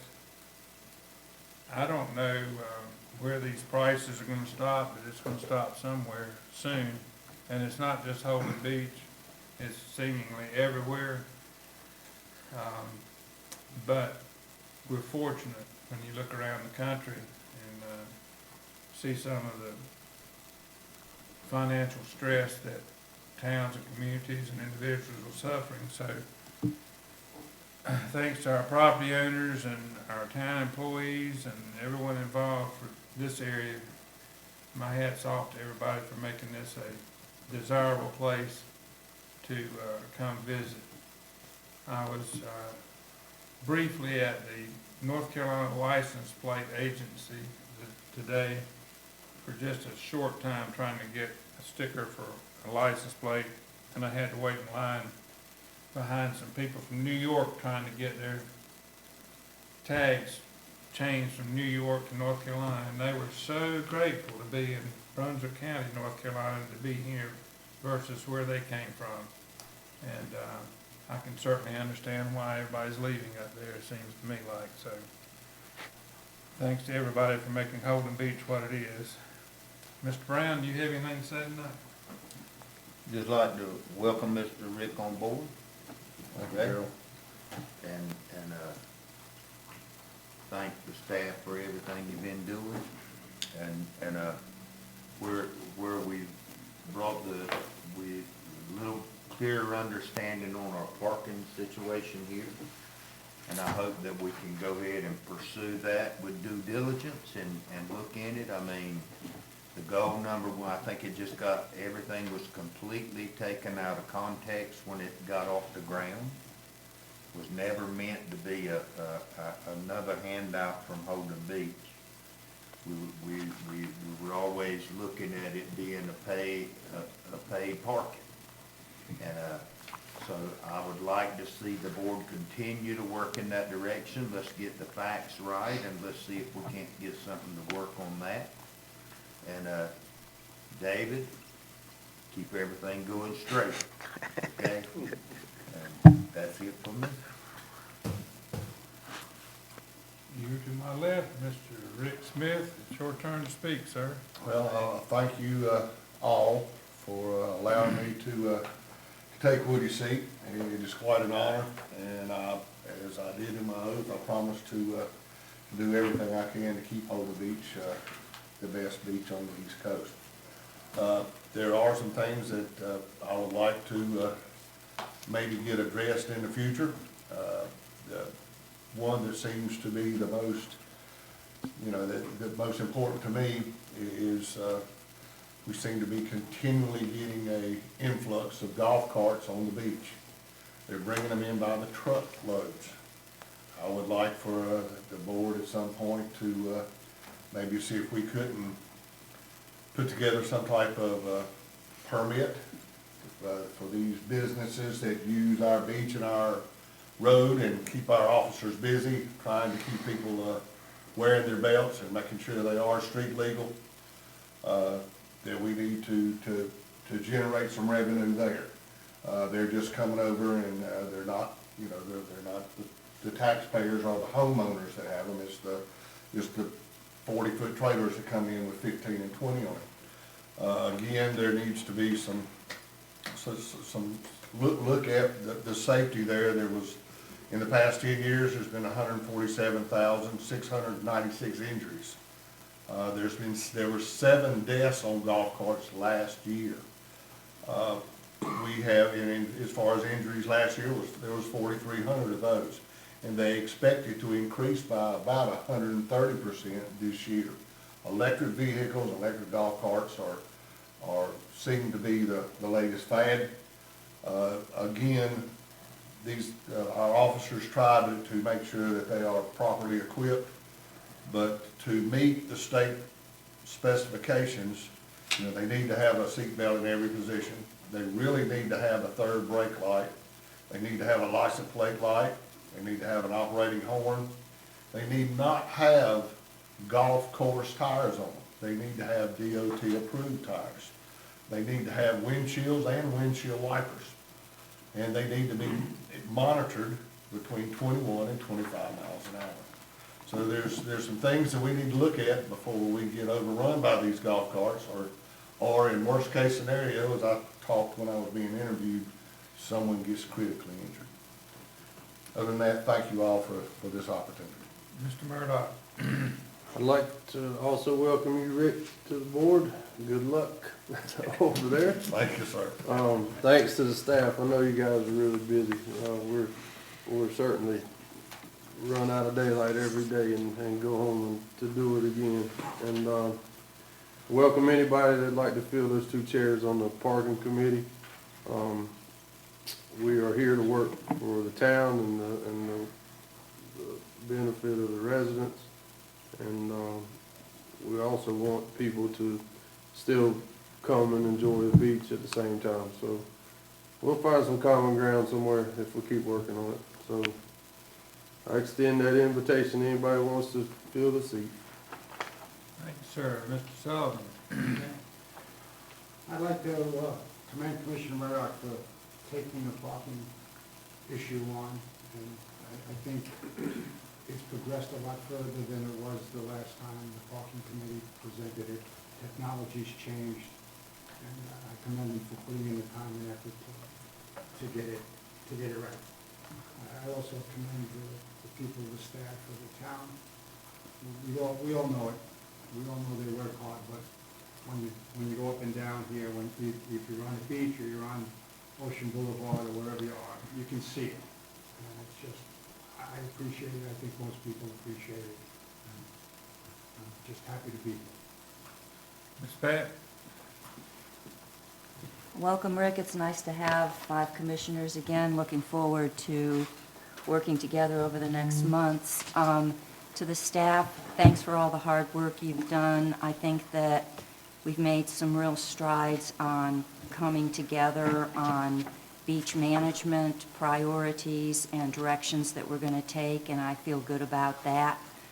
Thanks for everybody who tuned in, and again, I'm going to encourage you, if you are looking at what is happening at the county level on the water rates, go ahead and shoot the county commissioners a message with, reservations, concerns, suggestions. Their budget discussions on this are going to start in early May, and I think that, they need to hear from the residents of the county. All right, thank you very much, and we'll turn our attention to item number 21 on the agenda, and that's executive session. Madam Clerk, will you be kind enough to read? Sure will. Executive session pursuant to North Carolina General Statute 143-318-11A5 to instruct the staff or agent concerning the negotiation of the price and terms of a contract concerning the acquisition of real property, and according to 143-318-11A3 for the attorney-client privilege. Is there a motion that we go into executive session? Motion. Second. Motion made and seconded. All in favor say aye. Aye. Opposed say no. We will be going into executive session